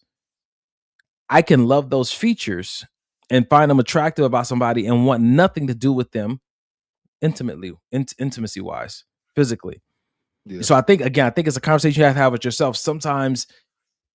And after you have it with yourself, you got to have it with your partner. Like, this is not a struggle for me. And if you have a partner in today's world, this is we a lot of people have friends of the opposite sex, right? And so if you find yourself with someone who has a friend of the opposite sex that you think that they find attractive, have that conversation before you invest too much into it. Because I have female friends who I've drifted away from, or we intentionally cut off contacts because their boyfriends and their husbands were not going for it. He's not going to be your friend. You have friends that are attracted to you and you don't even know. I don't feel like you qualified. I think something happened with Mike's internet. He left his door open. Internet went out the door. What am I not qualified for? To have this conversation, because you got friends that think you are drop dead gorgeous, sexy, all of it. And if you gave them the chance, they would jump on it like it's nobody's business. And you don't even know. Just oblivious. Don't look like you don't understand what I'm saying. My wife is over here agreeing. True. You and your wife are not the majority. Listen, I'm the majority of my house. Me and my delusion make the decisions over here. So what I'm saying is, so I think it goes back to somebody just said it in the comments. Then what up, Jen? Brenna, excuse me. She said, then you don't think they are sexy. Sexy implies you find them alluring, not just beautiful. Exactly. And I think that sometimes it's hard for you if you see your partner that's friends with someone that you think they find sexy, that you think they find alluring because they are your type. Like, oh, I know she loves black guys with muscles, but she doesn't even see him like that, right? At some point, you got to say beauty is in the eye of the beholder. Yeah. You may think that that's their type, and it may actually be their type, but there may not be a struggle there. And ultimately, I think this conversation is coming down to, is this person a potential threat to my partner's faithfulness? I think that's ultimately what we're trying to figure out. For sure, that's what it is. So you saw what Lakeisha said? What'd she say? And apparently their husband thinks he's attractive too. I gotta watch out for both of them. Golly. It just seems so what happens when you're let's say you're married or even in a relationship and your homegirl or even maybe her homegirl looks better than the person you with? To who? To you. Ooh, boy. All right, Mike, you just want to go there tonight. What happens if the person that you're dating has a cuter friend? Cuter friend, yes. You should have been more patient. You should have met her. Or one of your homegirls looks better. if I'm basing it all off looks, then that's the issue. But if it's not based off of look, there's more than likely gonna be somebody that you find more attractive than your spouse. You're gonna run across them at some point. I think that the issue is that proximity. that's what I'm saying. I think the issue is close proximity. What if your wife is the hottest thing you've ever seen, and then there's a new employee that gets hired, and she's working on all these projects with you, and you're like, I ain't never seen a woman look like that. Do you quit your job? Quit your job immediately. Save your marriage. Janae says she's fired. Golly. You're an HR filing false sexual harassment. Right. So wait, but let's go back though, because now the cute friend or the cousin of your wife or your girlfriend, she's coming over all the time, and you're in you know, we've been in situations where when you start getting comfortable, you start getting comfortable. So maybe she's wearing stuff. Do you have the conversation with your wife about her homegirl or about her family member or her coworker? Role play the conversation, Mike. What does that conversation sound like? Like I was bricked up when your friend came over the other day. Because Nigga, no. Nigga, no. How honest are we being here? Facilitate this conversation for me. I haven't been in this situation, brother, but I'm just saying. But no, we're hypothetically working through it because it's a real thing. It has to be a real thing. I feel like the conversation should go. So, babe, damn, I'm trying to. Yikes! Yes, I'm trying to find a scenario where this conversation is going to be okay. Before you say that. Check out what Brenna said. Remember, you are your wife's protector. So do what you need to protect her, even if it's from your loins, your flesh, your eyes. Sheesh. So maybe okay. So maybe the conversation goes like, "Hey, when your friend wants to come over, let me know because you know I don't feel like I should be around or because you know she looked good to me and." Start over, nigga. No, this is because I'm just trying to think how me and Janae talk to each other, be so candid like that. But every time I say something, it just sounds so bad. Hey, you know your one thick friend that always likes to come over.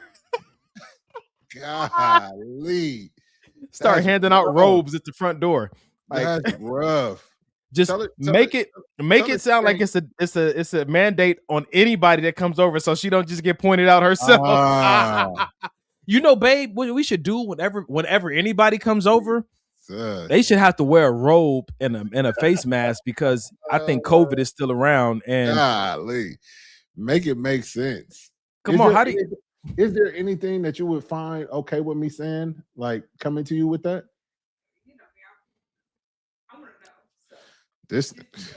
That's why you married her. She said, I want to know. She don't care. She probably like, yeah, she is attractive. Tone that down. That sounds like that I could see Janae saying that. Okay. Well, for the rest of us who are not married and have not met a unicorn like that yet, let's see. How do we have this conversation? Now you're having a conversation with somebody you're dating? You said that. You said it was somebody you're dating and her cousin or her friend is attractive to you. What does that sound like? Nothing in my mind is. I usually got great things to be. Talk to the Lord. Talk to Jesus. Yeah. How do you want me to go about this, Lord? Because I'm fasting. What do you say? Maybe you give her a hypothetical, babe. No, I you know what? I got you. Okay. I got you. Check this out. Because this wasn't even the video. This is a video that I was supposed to play after, but check this out. Marshall, I can't love you because I'm attracted to Josh. I just saw Josh, and there is some chemistry. So what was the talk about? It was him basically confessing his feelings. What are you saying to me right now? I don't want to be with you anymore, and... You want to be with Josh? I will find that out. Okay, Jackie. That is very hurtful. I'm just telling you, Marshall, that I just can't be with you. I can't. I would like the ring back because I don't think that you deserve it. Because you should never have accepted my proposal. Well, I'm gonna keep the ring because I accepted it because I wanted to marry you.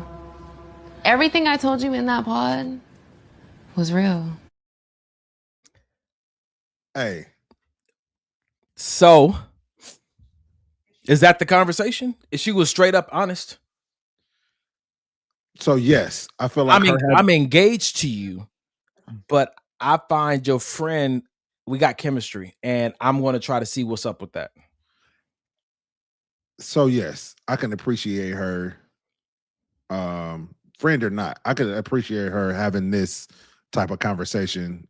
She knew it was going to be difficult. Hopefully, they didn't engage in nothing yet, but her and the other guy, we don't want that backstory though. We're going based on what we know right here. Oh, she knows the show. Yeah, of course she got does. all the backstory. But for the show's for this show's purposes, I would appreciate a girl that I was. Damn, she had a ring though. But listen, listen. This is the way it plays out. Would you rather her not tell you? No, I would. No, that's what I'm saying. I appreciate the conversation, but I also see my man's point of view. Like, you should have told me this. Like, why are we? How did we get here? And I'm just not. Listen, this been my nigga since. This been my nigga. You've had to have been attracted. No. What was the conversation? He said, "What was the conversation?" Dude came in and confessed his love and his attraction to her. You know, a lot of times, this is real talk. A lot of times, people will find someone attractive, and none of it affects them because they feel like that person may be out of reach, or they're not taking this first step. But if you show the slightest interest and say, "Hey, I'm into you," floodgates. Oh, hold on, risk it all. Hold on, I have something for this situation. I didn't think it would ever happen, but since you said that, God, dog. Would you want your person to stay with you if they want to be somewhere else? No. So check this out. This is what I like this right here, because this is accountability, right? This is the conversation before it would happen with your wife or whatever. Before it would happen with my wife, it would happen with me and you, right? Yeah. Me and you would be talking about this on a Tuesday like we normally do. Brenna said, you don't. You check yourself. That's being a man. You do the right thing and get your mind and heart right. I would say, I will put this side by side with something like, I don't feel like working out today, or I don't really want to. These are just wants that need to be disciplined to a vision and a calling. If you're committed to a woman, put that desire in check. I don't think that thing is absent. I don't think it can really rise up unless there's some kind of discipline gap somewhere. What are we talking about right now? There's attraction, but moving from, oh, she's pretty to, okay. You know what I'm saying? I find her sexy. Sexy is not something unless there's sexy doesn't enter into the psyche without a fantasy or imagination or a meditation associated with it. And that's on me. Why am I entertaining certain thoughts that would even germinate and grow into a perspective that says, oof, I find somebody else besides my wife sexy? I agree. And then you include conversations of celebrity crushes as well. Because people think celebrity crushes are safe because you may never run into that person or never any chance, but I've lived the opposite life. For me, I know how tangible a celebrity is. Very much so. I mean, you know, your wife knows. So don't start on her. Don't start on her. Donnie just called you a hoe. Hollywood hoe. Heavy on the a Hollywood hoe. Wow. I don't appreciate it. Wow. You got to catch my fade because I got to protect my wife. And you just called your sister. I said we know how tangible they're just people. My point is, in these kind of situations, maybe even with her, looking at that situation, she's engaged to somebody and she finds herself somehow having chemistry with somebody else. Is that a point of her saying, yo, I got to cut these meditations off because I made a commitment? Yeah. Or is this like, yo, this chemistry overpowers the commitment and I need to try something different? I feel like in her situation, maybe she was being honest with herself. Like, I know that he's going to be better for me than you are, and I just gotta go. I don't want to have a conversation about it. I don't want to check and see if weigh the pros and the cons of staying with you as opposed to leaving you and being with him. I know this is gonna be better for me. Cool, go do your thing. But if you're unsure, or if you're, oh, he just so fine, and I've been wanting him since, or she just so fine, and I've been wanting her since we were younger, and I just want to just see if it's. I think that maybe more of a conversation should be had before you throw a whole marriage away. If Mike ever brought up a situation like that to me for any reason, first thing after we pray is we're revisiting not our vows, but our pros and cons. Yeah. We're looking at what is it that you appreciate about this marriage where it is now? What do you appreciate about where it's going? Because sometimes it is forgetting the value of what you have and how it connects to a higher calling. Sexy sometimes simply means I just want to have sex with this person. Yeah. Not that I want to build a life, not want to do X, Y, and Z. So you're willing to sabotage a fulfilling and complete calling lived life for a nut. And as any man watching this show, you already know what post-nut clarity feels like. Mm-hmm. You fulfill that fantasy and you're like, bruh, what was I thinking? Wasted. Bro, you yep.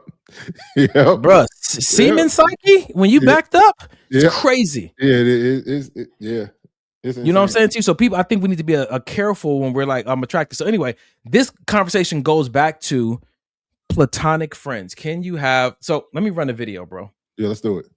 Woof. Do you have any platonic relationships in your life right now? With a woman? Yeah. No. Is that by choice? I'm not about to be around no woman platonically. Listen. We gotta unpack this, Cam. Why? Because I'm not about to play them type of games. Is it self-control? Call it what you want. I'm asking. Call it, it may be self-control. I'm asking. If she fine, I'm not about to have her around playing like I don't think that she's attractive. Is it possible to think someone's attractive and still behave yourself? Yes. Do you have control of them thoughts? Yes. But I'm not about to play them games. What game is it? The game of saying, hey, we not about to be friends. I don't have good-looking women that's friends around me. So no. Just all the. Do you have any ugly ones? I gotta ask. I don't even have women friends, bro. Respectfully. Why? I understand you saying you're not finna play this game, but Cam, you're a smart man. I'm gonna need you to go deeper than that. Yeah, we're gonna I know me. You know you, okay? I know me. And what that mean? That means if I'm around a woman long enough, I'm going to find something good in her that attracts me. Okay, and when you're attractive, what then happens? When you're attracted, what then happens? Sex. Oh, God damn, Cam. Cam, this is a bigger issue than I thought we had. So, understanding that I know what's to come from a platonic situation, I don't even play. No, I don't do that. Baby, you too fine for me. We're not doing that. Interesting. No. So, okay. If I take the word friendship off of the table, do you have platonic relationships in your life that involve women? I just told you, I don't have no attractive woman that I'm cool with that I do not have plans on stabbing. Damn, Cam. My nigga. Yo. But a little bit of Cam's background. Cam is a cheater. So he understands that, hey, this is something I can't do. I'm not saying that this is good for Donnie or for Karst or for Carrie or anybody else. I'm saying what I need is to not have no feet. When you say someone's a cheater, I'm like, okay, you stepped out of commitments that you've made. Is the appropriate phrase or title a cheater, or is this more of somebody who lacks integrity? Because ultimately you're making commitments that you have no plan on fulfilling. I think that's the bigger issue, because if that's what you do, you probably do that in brotherhoods too. You probably do that in business contracts. Well, I think that you're under the assumption that they had no plan on keeping that commitment. There's a lot of people that you're not a cheater if you have an open relationship. No. Okay. So let's go back to this, because he kept saying, I know myself, right? Yeah. The issue that I keep running into when I'm having this conversation is looking at it through the lens of your partner is not comfortable or doesn't believe that you can maintain a platonic relationship with someone that you find attractive. Yeah. Is that your partner's problem, or is that an issue for you because you and her are in a committed relationship or you're married? Is that something she needs to deal with, or is that a collective issue? In marriage, there is no she needs to deal with, because as you said, we become one flesh. So there's no that's your problem. In dating, yeah, that may be a your problem. It's not my job to make you feel in dating. It's not my job to make you feel. If I'm telling you like there's nothing going on and there's legit nothing going on, this is my homegirl, then you need to check and see why you're so against me being in this relationship. Is it because she looks better than you? Is it because her body is better than yours? Because you haven't seen anything, you haven't heard anything about us doing anything. It's all based on what you've made up in your head. Your boy Ray. Now that I think about it, the fact that you start the conversation like that.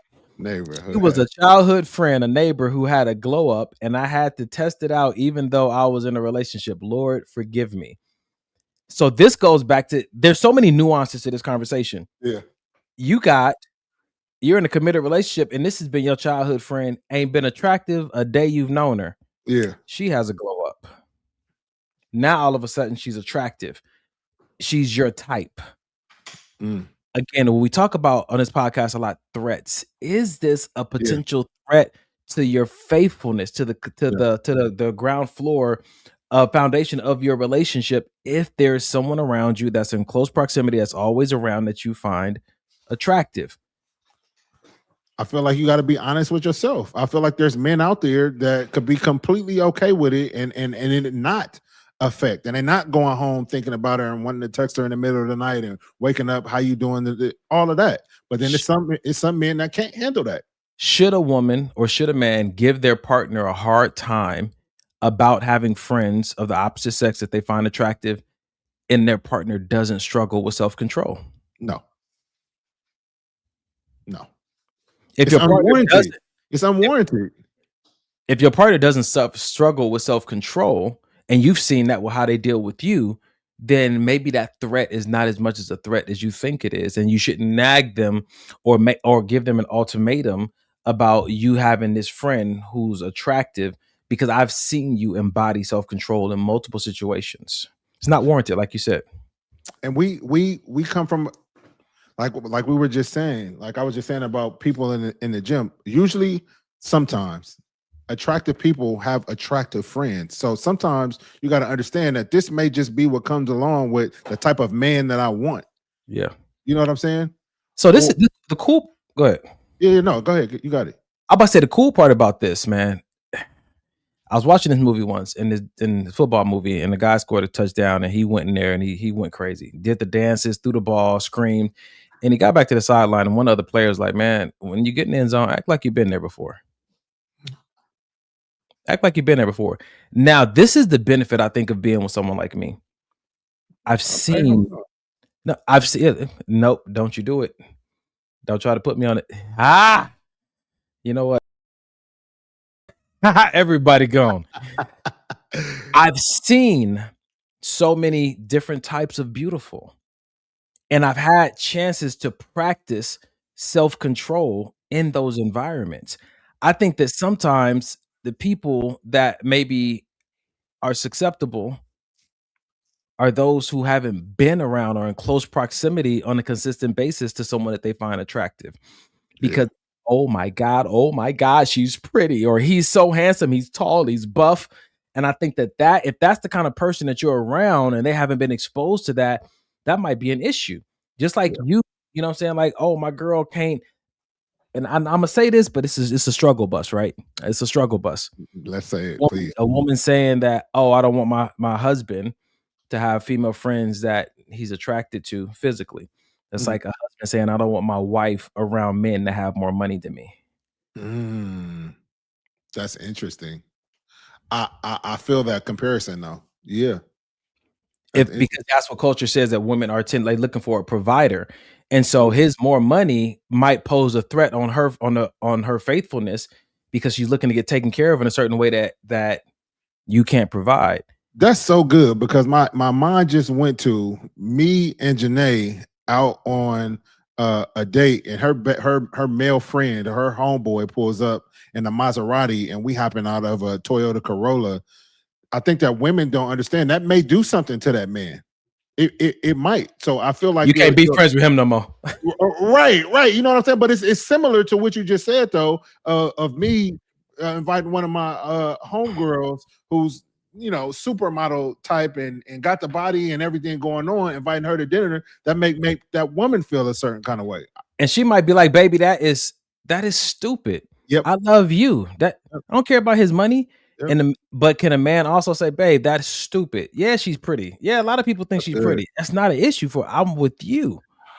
Jesus. So if I gotta get rid of, oh God, what happened? You should have never told the people about this Subaru. Nigga, Subaru is a good car. Stop. Okay. It's a really good car. Okay. That's fine. I saw something earlier. Let me go back in these chats. So I got something over from Ferg. Oh, bro, I got something for you.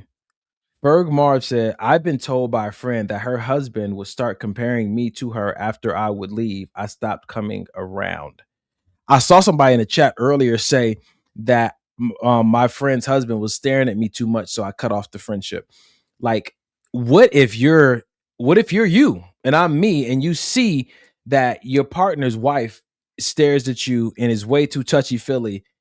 Do you then cause distance in that brotherhood because, yo, you got to get that under control, bro?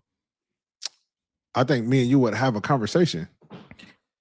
Hey, I mean, don't use me because our conversation, it's a very healthy brotherhood. Like, just assume that there was another brother that somehow that happened. So I would have a conversation. I would have a conversation with him because honestly, I could be tripping. Maybe she really not looking at me the way I think she's looking at me. But I'm gonna tell him, like, case in point, one of Janae's friends on Instagram, I saw that she was working out, and this was the most innocent shit ever, and it kind of pissed me off. But I saw that she was working out, and I think that she was working out at was it the gym we go to? Oh, it was the gym that I used to go to, and she was working out there. I was like, oh, I didn't know you work out here. Let me know when you're gonna be there. Let's get in the session. She went and told Janae. And in retrospect, I can't be mad at it because I can appreciate a friend like that. But in my mind, I'm like, yo, it wasn't even that. And you're painting me in this picture that is not even what how I was trying to come off. You know what I'm saying? Mm-hmm. But I can appreciate it. I can appreciate it.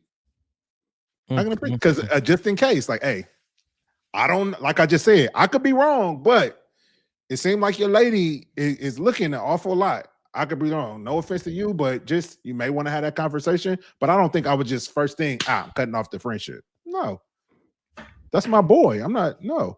Unless he's like, yo, we had a conversation and she was. So maybe, when it's time to hang out, it's just me and you. Cool. I get it. I think these are the conversations that people want to have, but they're not really having. I think this it's hard for some people to imagine their partner being attracted to anybody but them. And that's a hard reality to try to make real because there's so many people in this world. So many people are going to come across. But maybe you live in a rural area, you live in a little small town somewhere out in the country, and you don't really encounter, or you guys know the same 400 people. But like me and you talked about, you know what I'm saying? I'm thinking about my life and where I've been and where I'm going this year and what I'm going to be exposed to. And sometimes you really have to think about the calling on your life and what type of person you're going to need to understand or going to have the type of nervous system that can deal with the things that come along with your calling. Because if she works in a heavily male dominated industry, are you built for that? That's facts. You know what I'm saying to you? We just put a video up about, you know what I'm saying, being your wife's spouse or be your spouse's fan. Like, you know what I'm saying? If he's on stages or if he's doing podcasts and there's a lot of women in the comments and stuff like that, like, are you built to deal with that? I'm not saying that you need to rebuild yourself or fortify yourself to deal with that, because that may not be your call. Yeah. Sometimes you may be attracted to someone that you cannot walk out a calling with. Ooh, that's rough. Sometimes you may be deeply in love with somebody whose life is not for you. And so when you look at it through that lens, you have to take time to ask yourself, like, yeah, I find this person sexy or I find them attractive, but is there anything about their calling that is disruptive to my nervous system, or that is remember we talked about a red flag, which is a psychological allergy for me. Mm-hmm. And some people's like, they can't be married to a pilot because they're just gone too much. And it's hard for me to trust you when you're not in my presence enough. Mm-hmm. That's facts. That's This facts. is good. What else you got? Big Ray said, I don't think it's about being around attractive people, but more about having an attractive person be attracted back. That's when the true problem comes about. Talk about it. Yikes. Interesting. So as long as the attraction is one way and I know it's not being reciprocated, I'm good. But the minute that attractive person says, oh, that's why I said, remember, old Mike is like, you give me enough compliments, then I'm complimenting you back. Now we engaging in conversations maybe we shouldn't be engaging in, yada, yada, yada. The whole thing. Yikes. Britta said, or if she's got a ton of IG followers as an influencer, can he handle that? My ex-boyfriend had the hardest time. This is interesting, man. This is because remember I told Mike earlier that I was talking to one of my homeboys and he's single, and he was like, I'd rather stay single because I don't really want anybody mad at me during this season of my life while I'm working on some stuff. That's great. Yeah. And you feel bad, like, oh dang, nigga, what's wrong? Yeah. But it's like every time I get into a relationship, she's mad at me for how I want to do life. And it makes you think, like, dude, like for some men who want relationships and want marriage, that's a heavy toll. The woman that you chose is mad, like, oh, why you have to do this, or why the person have to be your friend, or why say you got to work those hours, or like just not unsatisfied, but just unhappy with the things that how you do life. And I think that's why I have these conversations with myself, with other people about, yeah, you can like them and love them, but do your lives complement each other? Do your psyches, your mentality, how you process life, are those things complementary? Because if not, you'll find yourself, again, two very attractive people who are attracted to each other in a very toxic relationship, trying to change one another to fit what it is they want. And the other person, like, that's just not me. And then you try to villainize them to make them seem like a bad person because they're not giving you what you want. But in essence, there's nothing wrong with what they're doing. The only thing wrong with it to you is that it's not what you want. Not what you want. That's it. And so ultimately, if the life that they live is not what you want, at some point they're not what you want. Yeah. Facts. Oh boy. Facts. This is good, man. Anything else before we close out? Anything about that conversation that Cam was having about him being honest about platonic? He's not interested in platonic friendships. Nah. What if you? Okay, let me ask you this before we get out of here. Yeah. What if you're with somebody, you're dating somebody, and again, this is like an ex, you like someone you've been intimate with? Can they still, or should they still be a friend? Or what if it's like we talk maybe like once a month, we kind of check in because for a specific reason, not just to keep tabs. Yeah.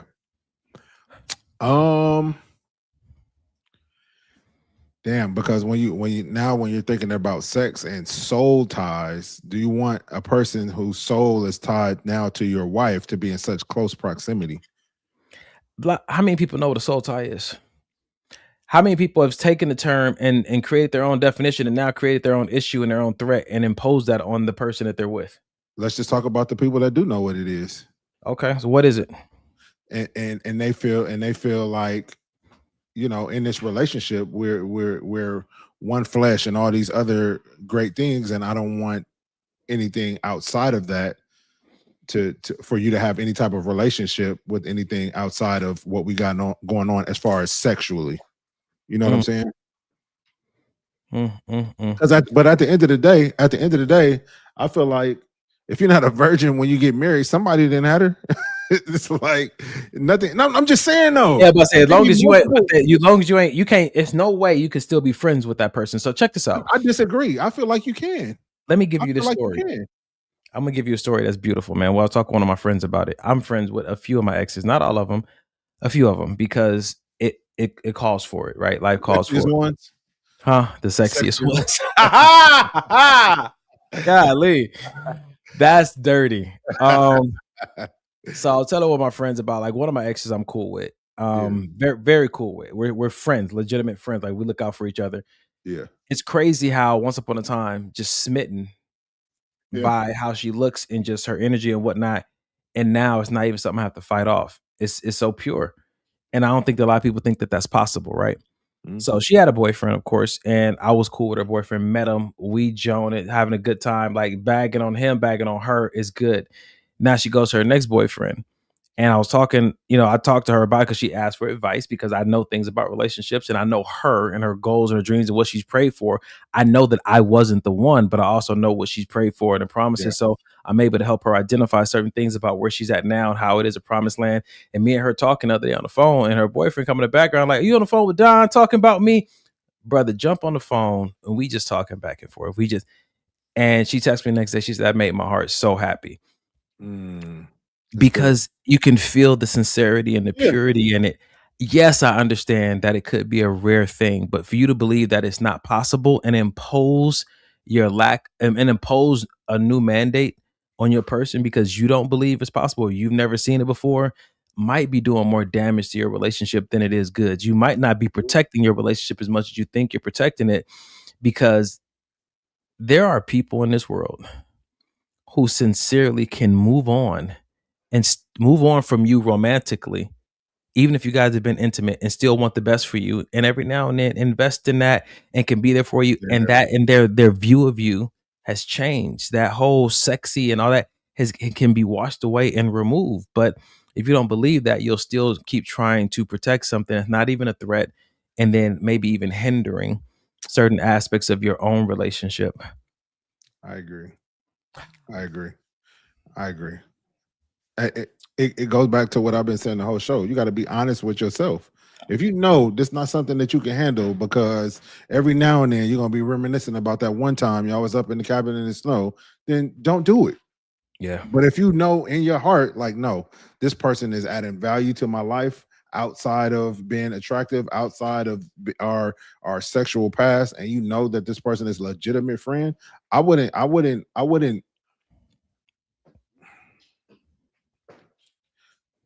So I got a question for you before I finish that statement. Yep. Are you giving your potential partner ultimatums? This person in my life, this female in my life, is not going nowhere. So you got to either get on board or it's not going to work. Am I doing that? No, no, not at all. Have that been how done much to of a me? friend is she if you willing to drop her for another woman? No, you said, am I the one giving ultimatums?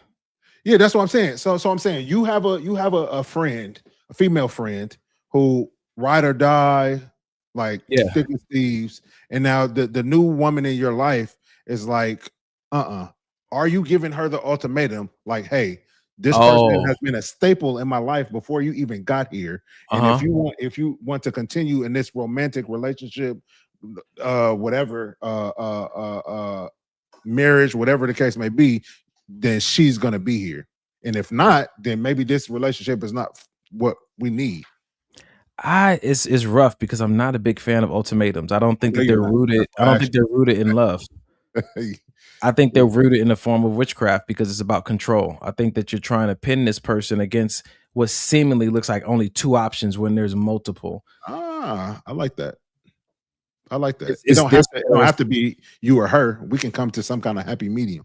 Yeah, but that is like trying to threaten somebody with something you know they care about to manipulate them or get leverage for them to do what you want. I don't believe in that. So what in this hypothetical situation, what would happen? Your fiance is saying like a I'm not comfortable with you guys being friends because you guys have had a full-on sexual relationship. Yeah. And you're like, no, this is my homegirl. Like, she's gonna be here. Where's like What would I do? Yeah. If I'm at the place where I'm already engaged to this woman, she's my fiance, and I want to move forward, and this is a challenge for her, then the conversation with my friends sound like, hey, my fiance is not comfortable with this. She may be in the future. I don't know. But as for now, we need to create some distance.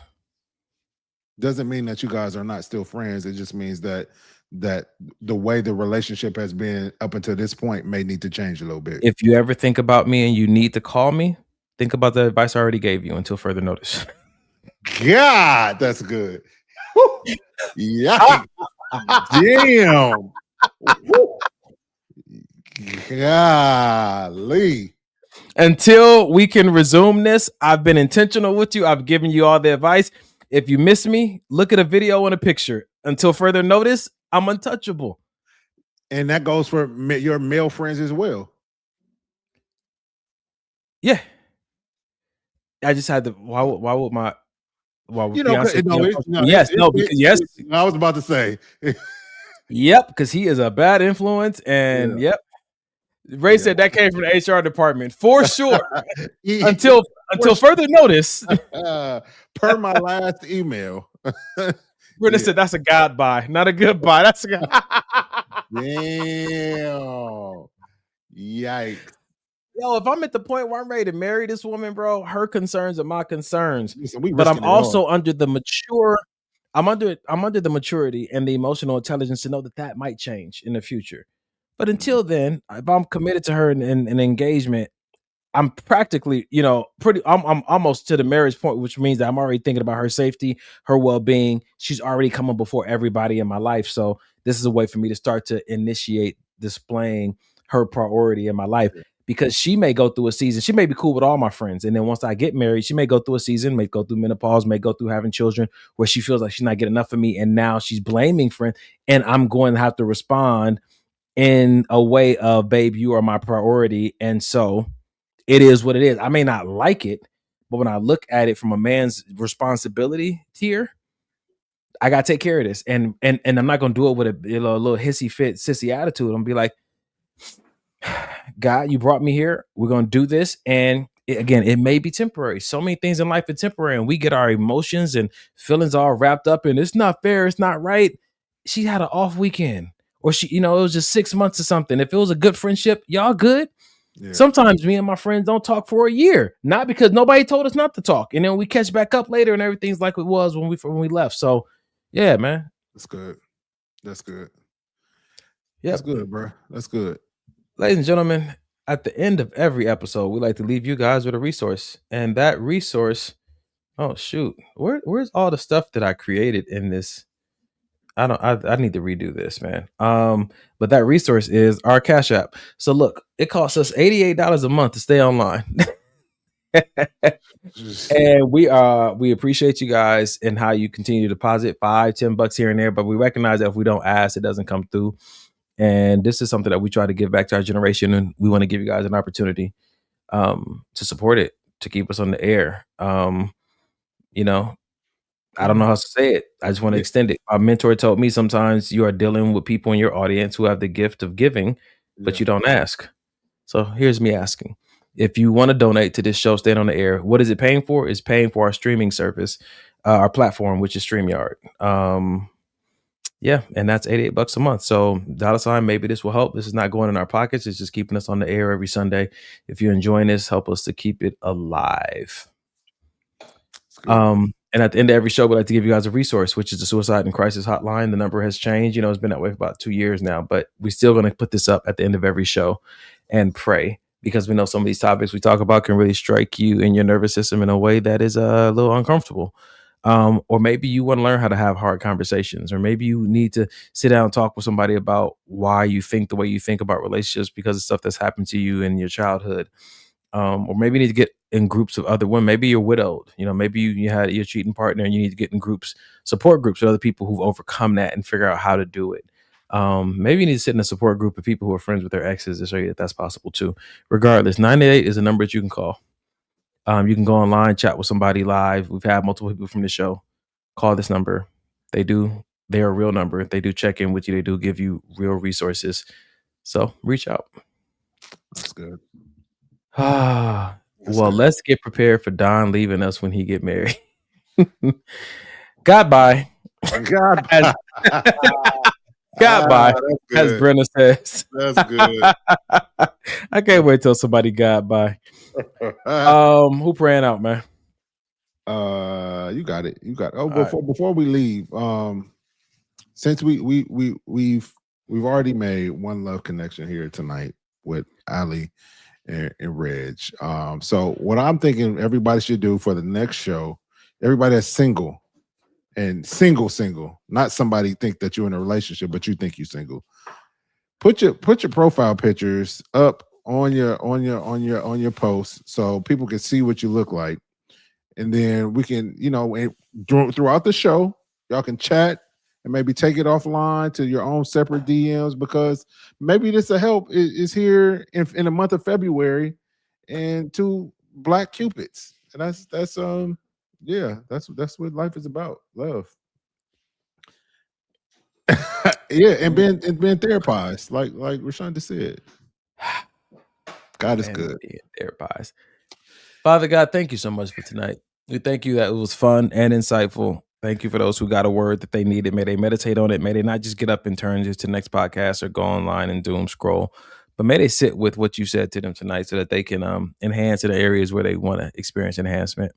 Help us to refortify our nervous system and to fix our perspective so that everything doesn't seem like a threat, so that we're not sabotaging possibly beautiful relationships, platonic, familiar, or romantic, because we're paranoid, or because there's certain things that happen to us and it's hard for us to not see those same offenses in our present situation. Speaking for myself included. So we thank you, Father God, for this podcast. May we stay on air. Bless those donors who are going to deposit money into that account to do so and not forget. And until we come again next week, we give you all the glory and all the praise. In Jesus' name. Amen, brother. Amen. Amen. So my birthday month is a beautiful month. So Candace, is happy birthday to you. And Allie, her birthday, what she said, next week? Yeah, I think so. Yep. Happy birthday to you as well. Yep. And man, hopefully if we see you guys next week, we can give you guys a special little shout out. But until then, ladies and gentlemen, be blessed. 2 Chainz. Can we talk for a minute? Come on and talk to me. I wanna know someday. Come on and talk to me.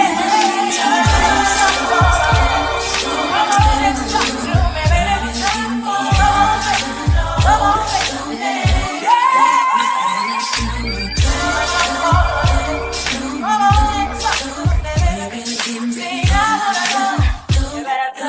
Come and talk to me. I really wanna meet you, girl. I really wanna know your name. Maybe this will help.